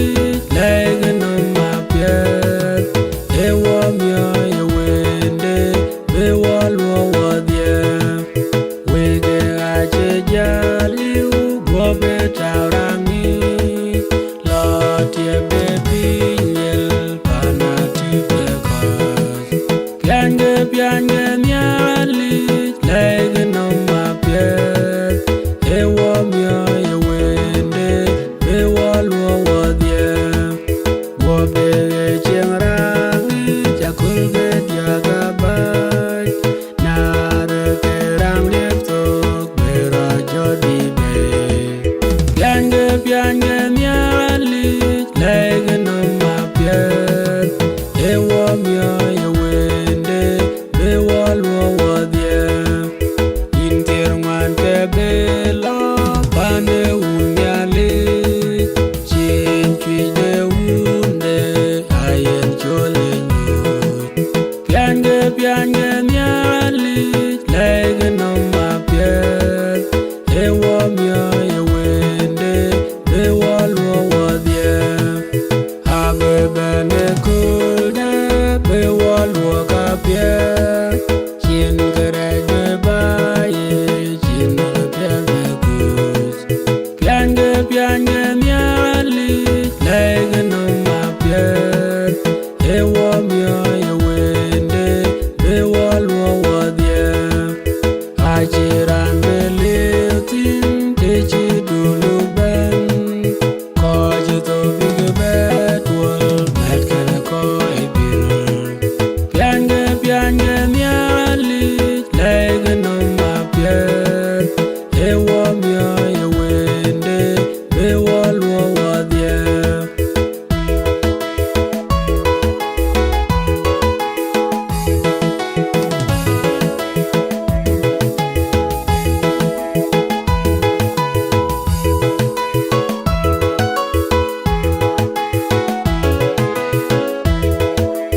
yechu ganya je jam de ton bento boa benwar ojal kene ko jeke leke Jerusalem belwai de tiem laloy kerdo era jod me jongin gut uberia de banyanywan ayo waje bir yo ego tiam me jongin gut era jod ubirate injelu ne gage in kerdo ine ban modin nangam in chichir chayen minga je ping kota cha kerdo era jod me jongin gut uberia de banyanywan ayo waje bir yo ego tiam me jongin gut era jod ubirate inde jam wene wudu on tim go balke ga wane kuin ke loega ine nyong de kai de pyo ye ju kerdo era jod me jongin gut uberia de banyanywan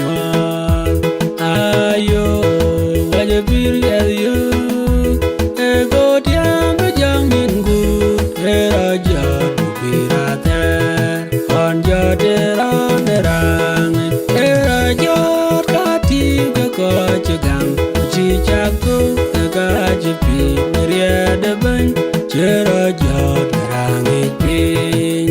Kerzo era jod bejong in good Maria de ben ranyon Ayo waje bir yo Ego tiam bejong in good Era jod birater Waga jaban we ko chimpe yugo gam duku yega Yengo gawe Wabir piate bay na dulwega Yechu kerzo ewa werbe Kerzo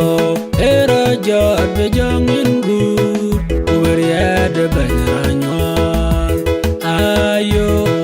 wajabir yo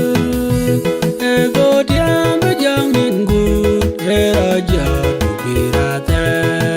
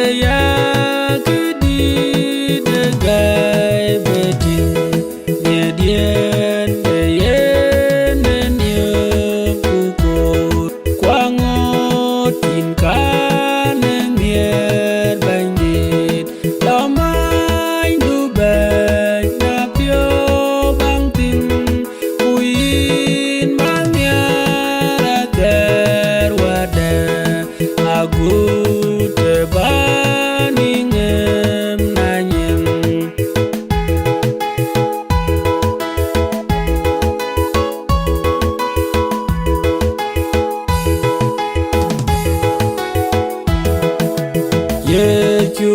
erot jone yekule. Hallelujah. Kola jindi dende leda. Hallelujah. Manji gumne tiamagan. Hallelujah. Bekati chiwoke diar war wer wak. Hallelujah. Yoku pyoine diar kwandeleja. Hallelujah. Bende panyal kergo pyoinku. Hallelujah. Tiemagerku angumkan. Hallelujah. Bekoira jalwar kulwe kenel woide. Hallelujah. Monchi wike mononito wik. Hallelujah. Elwang da chobolwang nepida. Hallelujah. Ebendit pamialemen.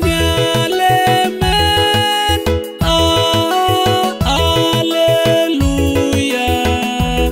Eman pingan dia ke ne malaikai. Hallelujah. Yen wapyo nyaleng den yarwo. Hallelujah. Chokule jadye chimiede. Hallelujah. Yakilej werem binyan. Hallelujah. Unkuwa kujom dilajing lejuke. Hallelujah.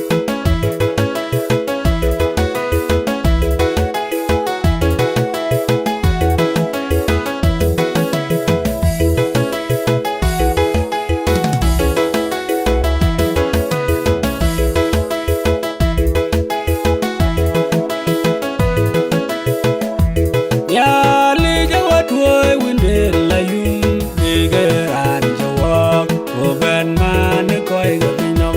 Yet ken tiemager ko. Ubera jane kule dialer pandaun. Ande beda jeta merange pini ninvedia. Ubera jat chwete chelwel. Eko chikerer vinge chwal ben wange yen tekwene tiemager ko.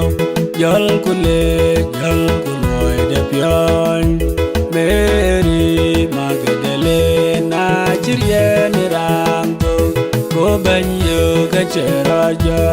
Odu chen wete tualalel. Ande beda jeta merange pini ninvedia. Ubera jat chwete chelwel. Eko chikerer vinge chwal ben wange yen tekwene tiemager ko.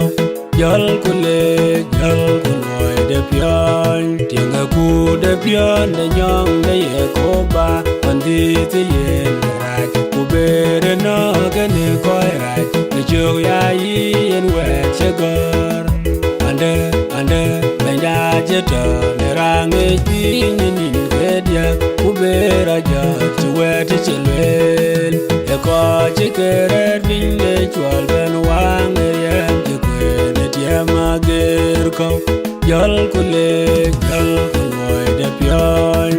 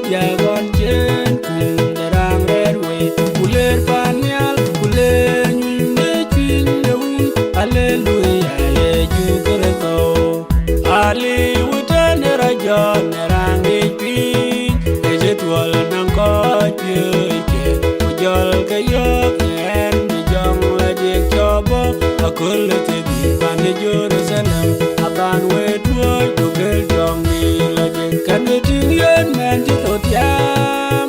ero jan kulle dia gon jen kun derang red we kuler panyal kuler nyinde chinde un hallelujah ye ju kergo iran bandon pinom kergo bandi yen ke wayo gen ben ya de kul chen we jabo wan de tun be nom jong de la de kabere ke we de chalo nyal we ya go we kan tin yen men ti to tiam ero jon kul dia gon chen rang red we kuler panyal kuler nyinde chinde un hallelujah ye ju kergo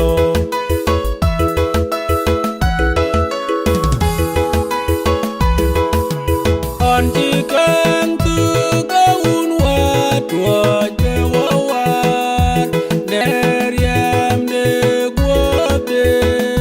a jen wa kun kon kalbari per ke le we ram de pan biar ti ti ne me ngon ti yu a jen wa kun kon kalbari ya ke ule ke tanoi tapi ne nyongon chino a chen wa kun konye kalbari en ya wale bende pan mial che wa duon ne menon chi alon a chen wa kun konye kalbari eto gumbi chwa yolwa be chwa chit kwel ne junde rode a chen wa kun konye kalbari riam de kirgo dinum wel pin chen wa wa ni yelomon chigu a chen wa kun konye kalbari Wedil wel du tu Paulo chite ye pa je in manin e kwon konye kalbari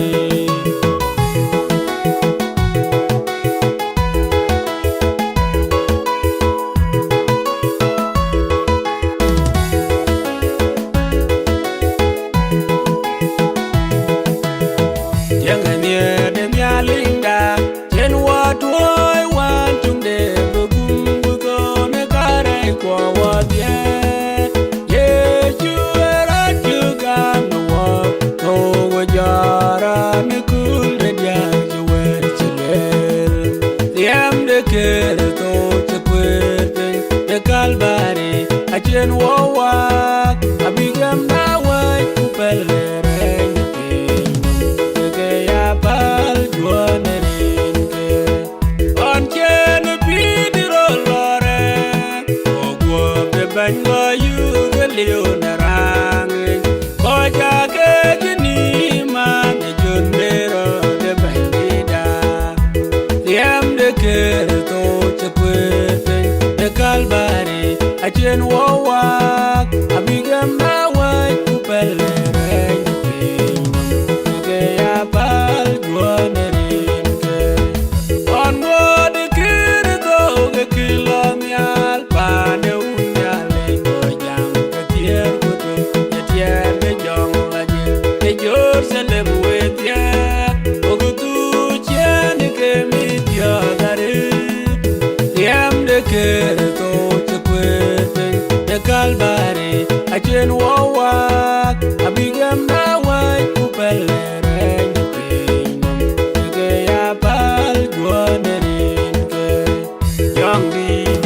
Linda, until to I walk the Jerusalem, again, the pure way, the man. I better go walk a good jet to the pin water.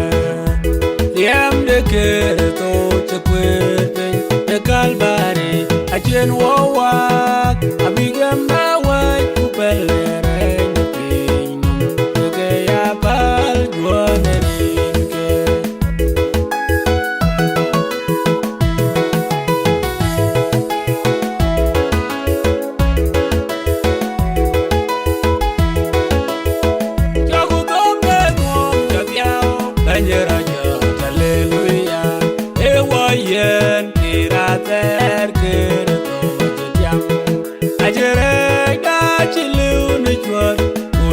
piniti manchera jot ke go peria rangi ke kudine nyo in chentiam tuawe hallelujah hallelujah benye o rangi ke totiam kujom de matakaran benye ran bian bi kuyene nyale bian din ketin pinom gojo yeran kupilan ye manon topia gogono butiang neran moy juda kubera jon wer ibe ke chala ke koy ye kudine nyo in chentiam tuawe hallelujah hallelujah benye orang totiam kujom jamatakaran when the miali duche atero dal kubyo one mother kereko acheber pine kole ajigating ganyin ge judai mantero jonerang utie tonge bi Jerusalem kujorban ke kudine nyo in chentiam tuawe hallelujah hallelujah benye orang ke totiam kujom jamatakaran nyaling di wedwen ke biameleng lagi di pira gurie erod jot ke mandayum kulung de real ke kudine nyo in chentiam tuawe hallelujah hallelujah benye orang ke totiam kujom jamatakaran bar wakiem du kuduga doj benma yam je kwer bandila abi wawa gwanin upira kwela yo paradiso pancha koye ben kole talut ke kudine nyo in chentiam tuawe hallelujah hallelujah benye orang ke totiam kujom jamatakaran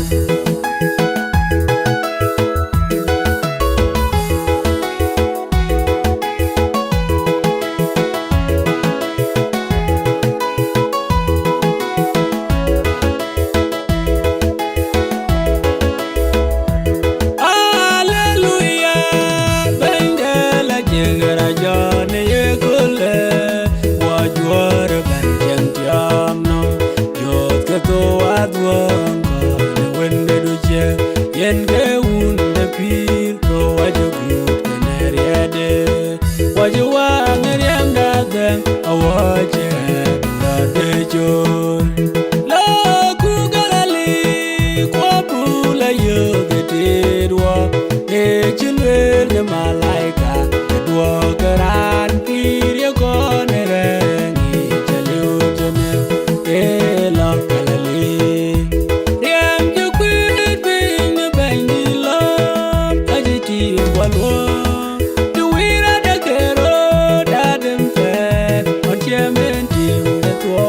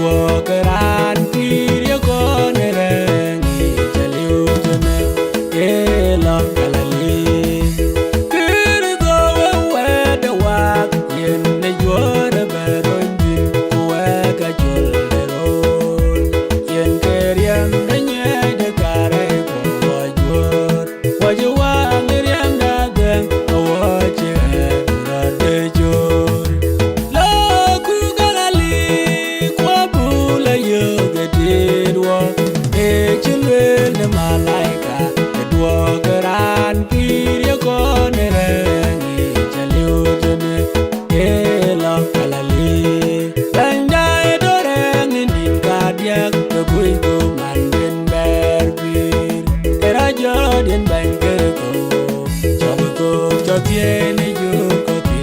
banyara jo wajo wa ngeriam dagen awache rade jo la ku galali kwa bula yo gedwa e chilwel ne malaika edwo garan pire ko ne rengi chalutne e la kalali wajiga ko eneriem nyo anjura gam na wa yam na tie ya chedwe kalvari yune yalo wajiwa miriam na den wache rade jo la ku galali kwa bula yo gedwa e chilwel ne malaika edwo garan pire ko ne rengi chalutne e la kalali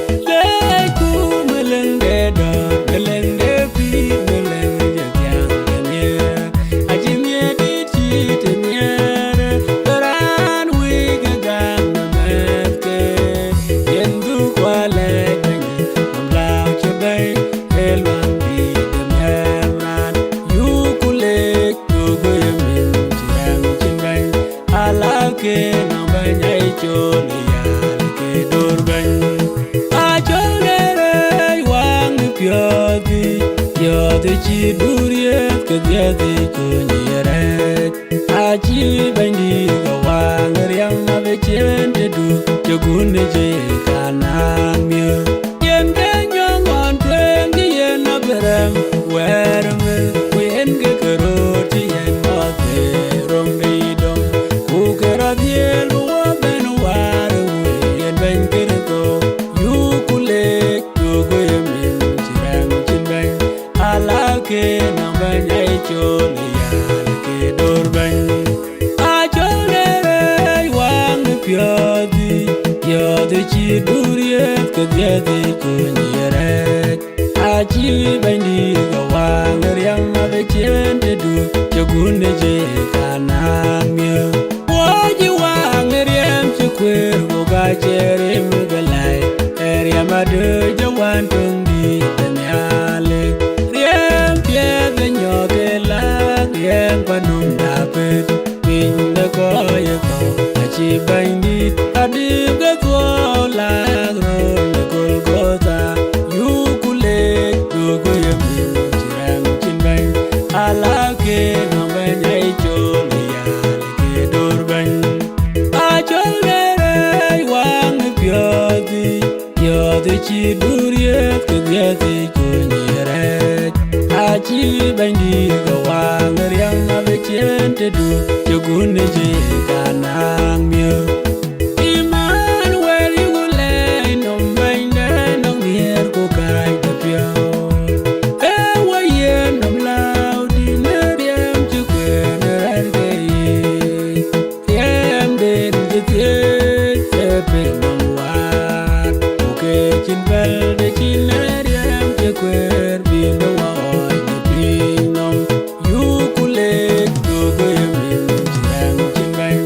alake nambanya chole yalke dorban achole wang pyadi yade chi duriet ke diade kunyiret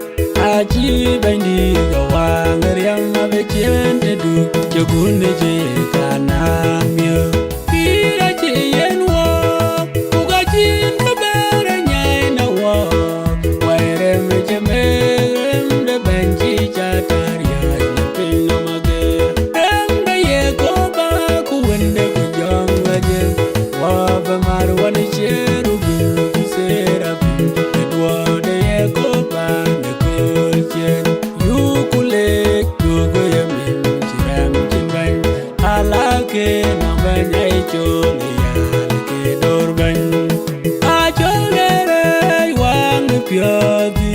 Yode chi duriet ke dia de ko nyere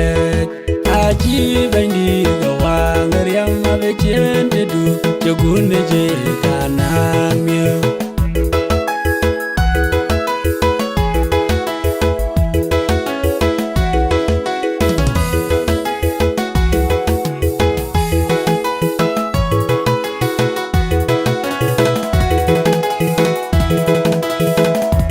Bandida kom nuwo akino mane kam de generan ajemie de nyuwo akin jogane kam de generan ajemende tuwo de kamon tiryong ni jongraj ejuwo de ne win garaj aketem kon de pie de wende nyale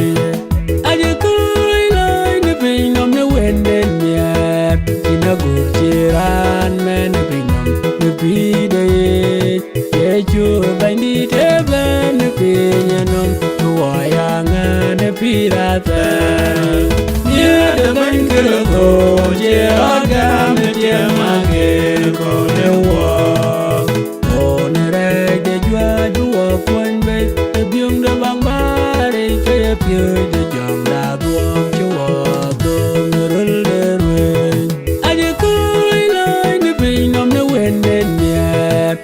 Guciran men pinam ne pide yeju bandi te ben pinyanam tuayanga ne piratare kirito we wanyar wabia akira o ne miede en kaya biok yetirot ga ne tu ken jamar anjene durie ben pinam kutie kerot golani ke gater aje koi lai ne pinam ne wende miat ina guciran men pinam ne pide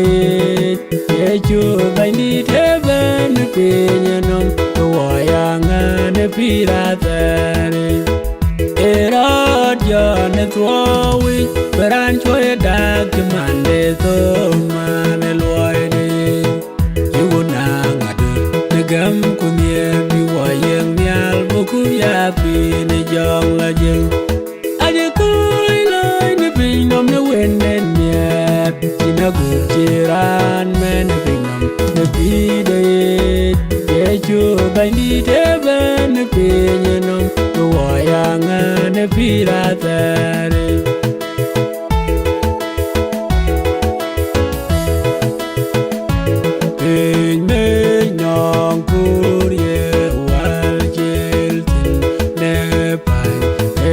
Bandit bambe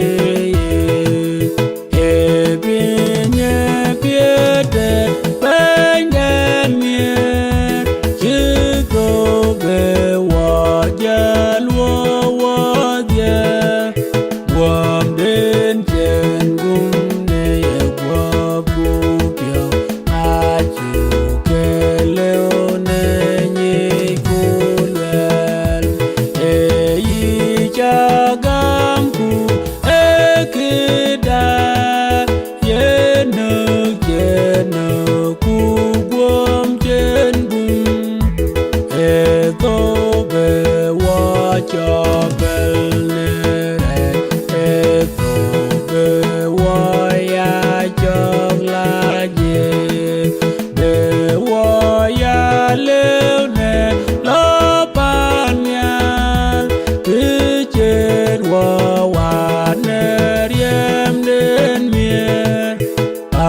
Jin piaz yu ku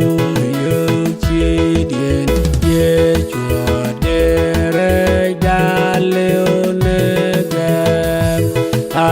chin de ye wa leone li tong toi de pa nya ler wa tin e wa ya nya ne ne di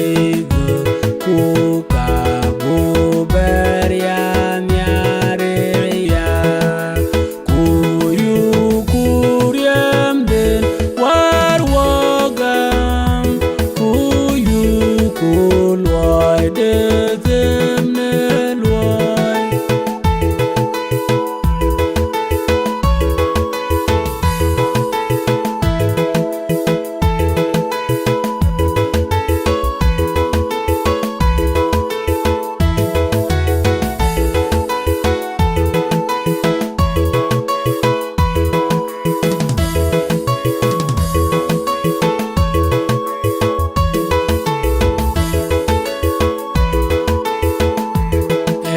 kandar pireng ye chugulwen ye tiet kulden de bodwe ye chubenye e joro kubibereng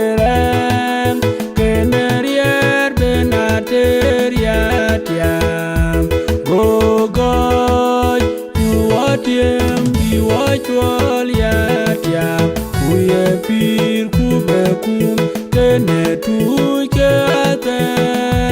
jarat jarat kirito bang erot berjar yekagene oenatan ye chudulwem ye chigwa bekum natan ye chubenge ejoro kubibereng kenerier benateriat yam gogoy yuatiem biwachwal yatiam kuye pir kubekum kene tuketer jarat jarat kirito bang kerot berjar wawachele obedut ye chudulwem ye ekunde rang redwe ye chubenge ejoro kubibereng kenerier benateriat yam gogoy yuatiem biwachwal yatiam kuye pir kubekum kene tuketer jarat jarat kirito bang erot berjar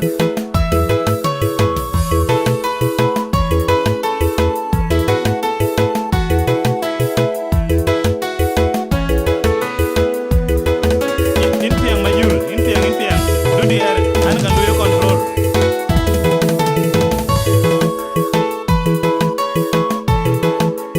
Yang yin chet yang neriem chekwe neret keman weli wokoy raiwak na boderiam enye karei kenwe aya chugam kuka bagam lanchi ye chutonen netim koan goriem dekwe nereje luon be lerwen tole pyo yun bedai ne yin tina kulke kueten keen mare chiten ewe kare chewe aya chugam kuka bagam lanchi ye chutonen netim koan goriem dekwe nereje luon be nyong bien anto bien du lajar chirie de kon yamat ebe ne luang de miale luo chiere de kon beloy aya chugam kuka bagam lanchi ye chutonen netim koan goriem de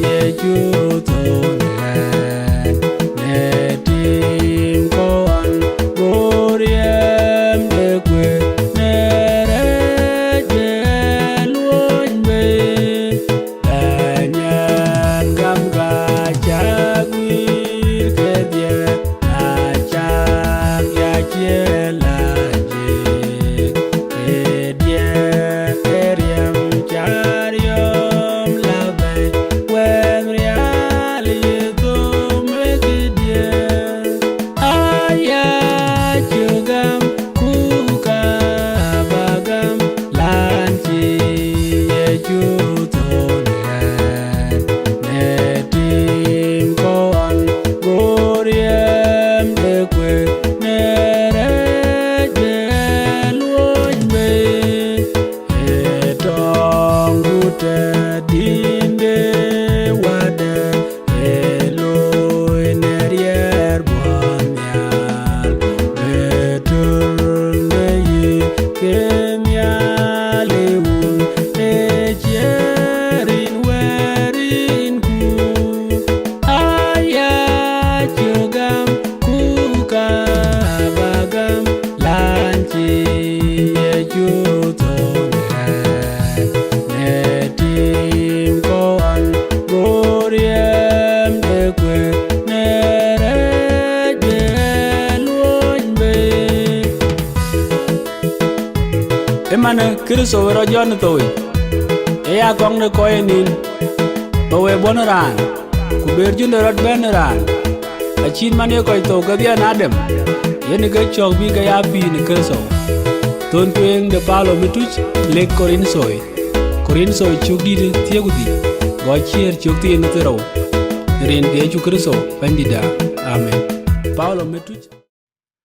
na pet ka we koi dai with their way chukalech ne tan chen we dai when wo watch ban tok de loida wo ke pyeng ne kola wo ke dur one awunduan or awundan yalech David Majur kuyen nato kan wo ka ne to studio h so batting kayen anong awundan yalech kenyo kol guti Jatin ya lwel be David Majur be dit 105 be ker ne duor terech dit 105 so in David in requested a kenyu kwal but dit 105 ne duor terech ba ker chanani kenyu vocalist so din ne kabira juir ko ba ker before ben wo ben into our conclusion 105 kay chelwel ba ker amane in chalor bar David Thank you. In the age, kita viewers kon dai. Ani chingada pata rola kini na le ni ba. 105 ba ke. Penjaga nang deng ko mi hatu le kan. Ya jam. In tie nyan jawa pin ne wa. Jawa lo du chiang de we. In ya lo malum de pa myan bure wa ina te. Tereto. When ye tu cho bil ye du ban. Yanawa kichu yanawa yanawa meda gamwa ya da tua pe gada wa da tai wa kama wa lo wa kuchu kwai wa jipya gadu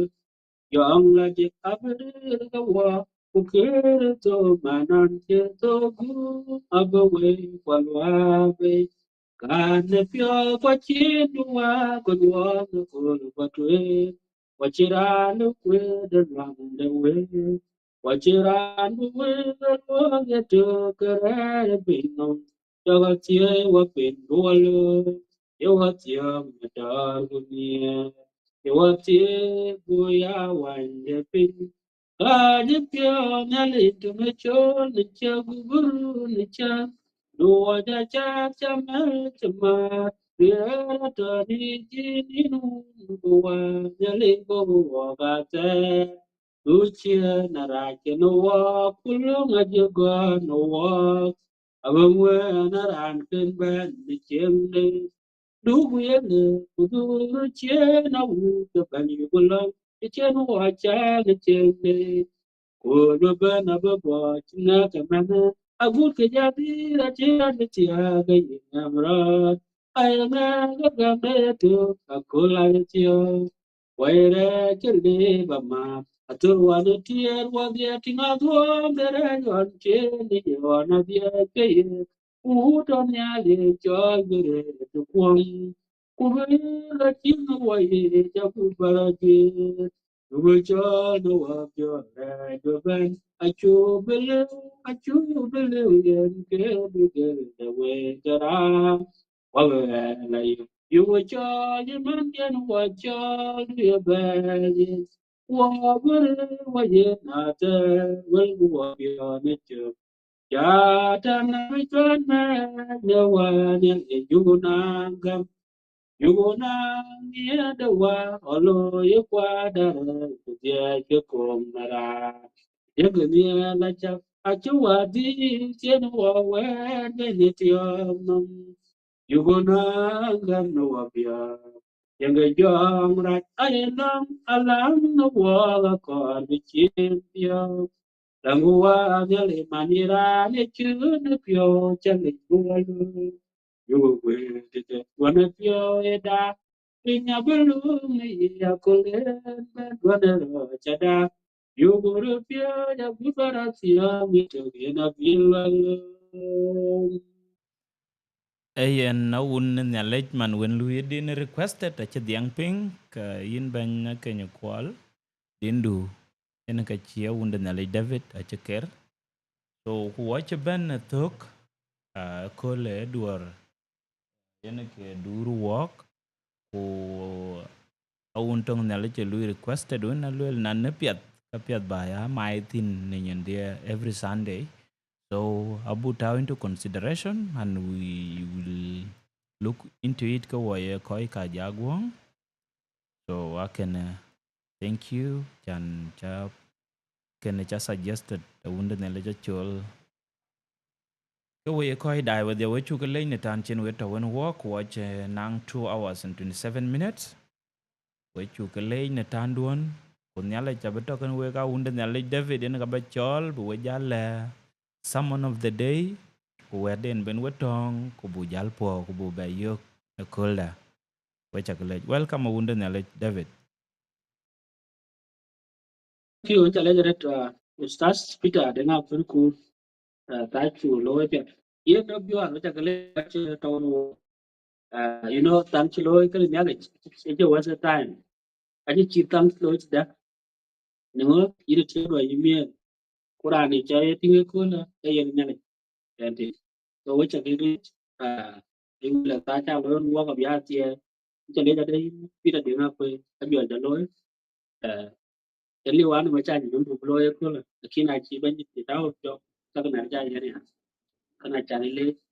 a chin we di ba le ko wer ko ro bu shira no we enti wer ko ro bu shira no we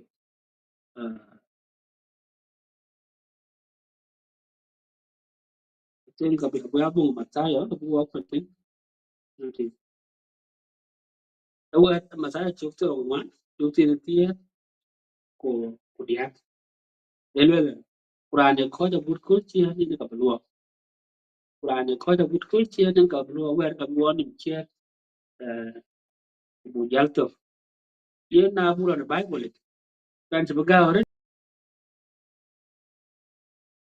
kan ci buga wore de ye du kulto we jam. Ata to man kit ka kulchi na ke lwe. Ugeria ke Jerusalem ke lwe kon jalo 70 AD. Nanti na laban punya ten ke ka bitu ke jalwe. Iwe jam ke wol ke cengka. Abu kan let punya ba. Bi juar ba bi nyuan. Yen kulchi ban. Nanti uwer men ci lwe ma da ran ko je kulchi mu ti kulchi ni ka blua. Wer bu lok tin ke pinyo wana ga dwi ke pinyo wala jor kan ga wa kan pi ko lakini chi ko do ti la ka mana da yen ko bin ko da ko chi ni ka be ni do a tu ni mana da yen a chi be pya no ko ka yu da ya to me ben u ga da yo no ko lakini ya ka ka angwan ka ra jare ka be gam du ya be gam du ya ka ra cho ka cho be ya ga dia ka la bi lo be ben da da lakini cho ga mun le jam bi chi ya ke me ko mo cho ki ra ngona la ka be to ka la ke cho gam chi na le jam ir ka ja ga ni dan pir bu no to ala pir bu no le to ku chin gam chi na le gam pet ka yin chin na wada anti in chin na wada irat bara amra ti ja to ba ti rat mana da ke pirin pi le cho are you right with God pirin le cho kana pirin na le to pero ba ti rat ba ti rat da ma da na bo ye ku so ni ku le iran to ko ga ta ni chin fi de gam ko da ka le ri ka duwa ga ni shi do ni no pir nang wel bi to ba ye we kuna yin ya kana le cha yo ko chi yo Bible ti bu ko da bu tu kul chen ko duo ko bu ko der ne bana le ba oi bana le ba kwan chok ba ga no ba luoi ti a buru piot bu ra no wo lo na chi di de luen ya ti chen ga gam de to akula itio wo kul ka ra na re ke bu gam da bu lo bom ko ti bi chera ni nyai gam du chera ra no ko lo ke chin ja chin ba ka da no liu ti chan chin po ga we ti ya na le wen ka bu ti bu pi ra ni wa pi bu tan à Bible bu tan wen ke na le bu ya pi ke ta tin ke ne ga to no to no mi ga ja ba de ku kra ya no de na chi ran ja ra kra ja ran ti te wo ti na ran ti te wo ke ne ga ra ti na chi na ja te ku ke chi na ya ko ba cha gam ki to no de ne chi ni na mi ya ga na pi ti so bu ko da bu kul chi ka chi Bible le gan ko chi le bu gam da bi chi ya bu gam da bu bu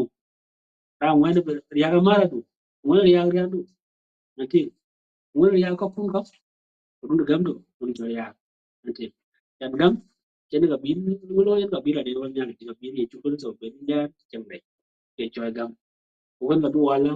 a chidi do la ya pare gam ga ino wa ya no wala u ya ye ga tie tan ku tan cha ya akal ka ban nanti wajina le tawa ran bi dit tawa to bulan ya rin gam ino wa e yen ga ka to wa ko tin yen wato na ko chien wato ta ko chien ba wato ni chien ka ta chien ka eschatologies a jam ya nanti ko yu yo da yu the bible chia so gamda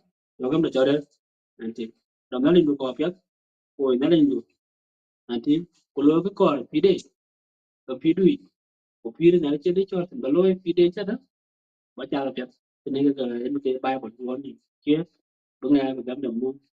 gamda chi cha ya ko le ko chia Wachakalej people kwani ko Ajakguong Achakelej nale ko boche ko boge ko mu thank you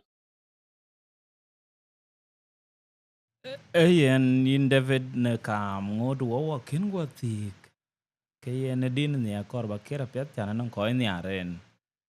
So ne do du yal wo piot nyalech jam twinga chana go ke date chan in vocalist so elondu chan baloy. dog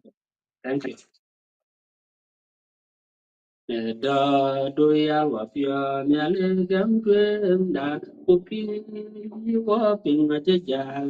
nom lia pare gam pin no wa pia yen wala ku chu be ya mi ye ge tie tan ku tan cha ye dom jong ra ma ti o tu ye de chiu che ko re cham ra re do jom lo da Guguria the jump to one, yeah, when I watch you, to see that you go and where you will long to the command the gum. Let all do ya walk your nearly gum friend, cooking you walk in a jajal. Normally, but it dumping a walk your, you know what. You be a me, negative and put and child. Được dòng ra mà tí ở cái ghế để chiều chiếc bùi dòng ra để tôi dòng lòng ta ngũ bùi để dòng chú qua chè quê nó qua chiều tân sĩ là đi cầu ở quê trời đất chú quên lòng lúa để của mai đã gầm Yen apia thank you so much in Chalech. Yen kete degana kawe koi dai with ya kawe 226 mandai ne kola. Yen keran yaka ping to bind all the album yaka ping chika ker solo wisdom record. Yen ke David Majur Ayuen man yerot chol ye young pastor and indeed a young pastor man tin warakul. Na chaka ting tan ke jatok chile dikin kemet.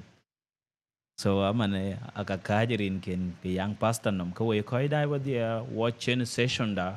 the duor ne kula abu jalbe ting ab time be walk aloud chaman chen we requested chan non ko gi ko we interested in this program chan program den ha che ko non ke gek tatin e duor basically duor so ko chaman ler yen fourth Sunday the length so ka wo bedia ka wo bu betting na leo ku ka bu diang schedule for next Sunday ka bu ting yang abu bay but yen David yen ka bedia ka to chan yen ke diar ka so diar ne ya ga ping gol uh, diar ke jondorat mostly then ka bedia ke pion wo ke next Sunday so bu ting with program bedia ka to ke dia ja bedia ka bo ku be jal kor duet wo jal be wet chan burad juir ne ben de ye chol Holy Easter man ye Holy Week be ben man ben ye chu kerso ben wo wag na riamde ama bu ko ne riamde kene yen ka bi yen yan ken in ke so na be daman na ba available defense ken daman dia so na ba to studio then that service ab the to ya ba ko ya so kabiyen ya we chu kale ni dai chen we dai ka ba lewe ka we ko dai wa dia if na core high quality production ke there's no any other media that can give you high quality professional videos and audio production documentaries storytelling kujela live coverage because we produce high quality content with professionals live streaming service chứ mình gửi weekend live mình gửi weekend này yak ting chắc and ting in a pet everything is clear so we use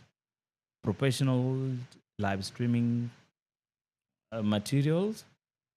na core live streaming broadcasting professional nong in video dun to high quality content and you need to be live broadcast then chin other service lebin ke yo it ka Ajakguong ka gam so we give stunning still photography a high quality content na good kunong video dun chula tur randa pe or chatur to pe kwa che ko akorbe be produce in a top notch editing service ayu ka gam ko wa ko ka Ajakguong so kene yen ke leba dia ne ke kam tin so ku we chu ke le ni tan chen water gol any kind of documentaries music videos corporate branding exceptional quality and creativity man level long lasting impact one you na Ajakguong so kene yen ke tun ku we if to no era and we nong do service korbe ke yo then ka yo ke tuna nong story dun korba le walk nong anything the benang coin then cái in chol walk number cái to ten whatsapp ku jela cái chat pin so or lo inbox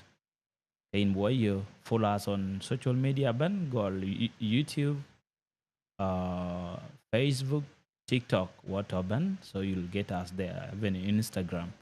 boy you for those service so what I want to wake we chu cái lên tan chen we to want to walk so young pastor chu le tan den chen to kan walk ya so what be jal to cái ten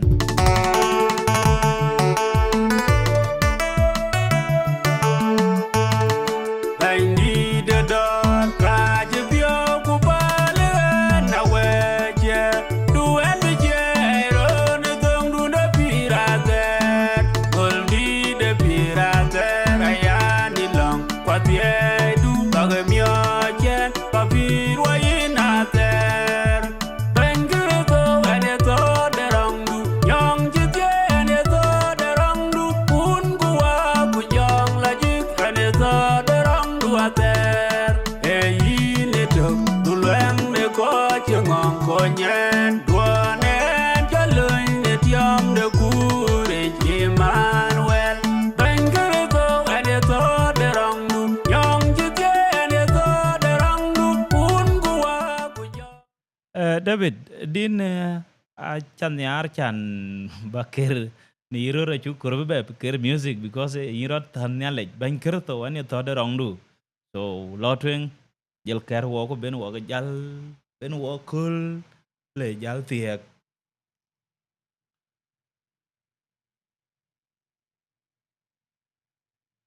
Din có biale elwela Baidida kaja pia kubana na weche duan weche aeron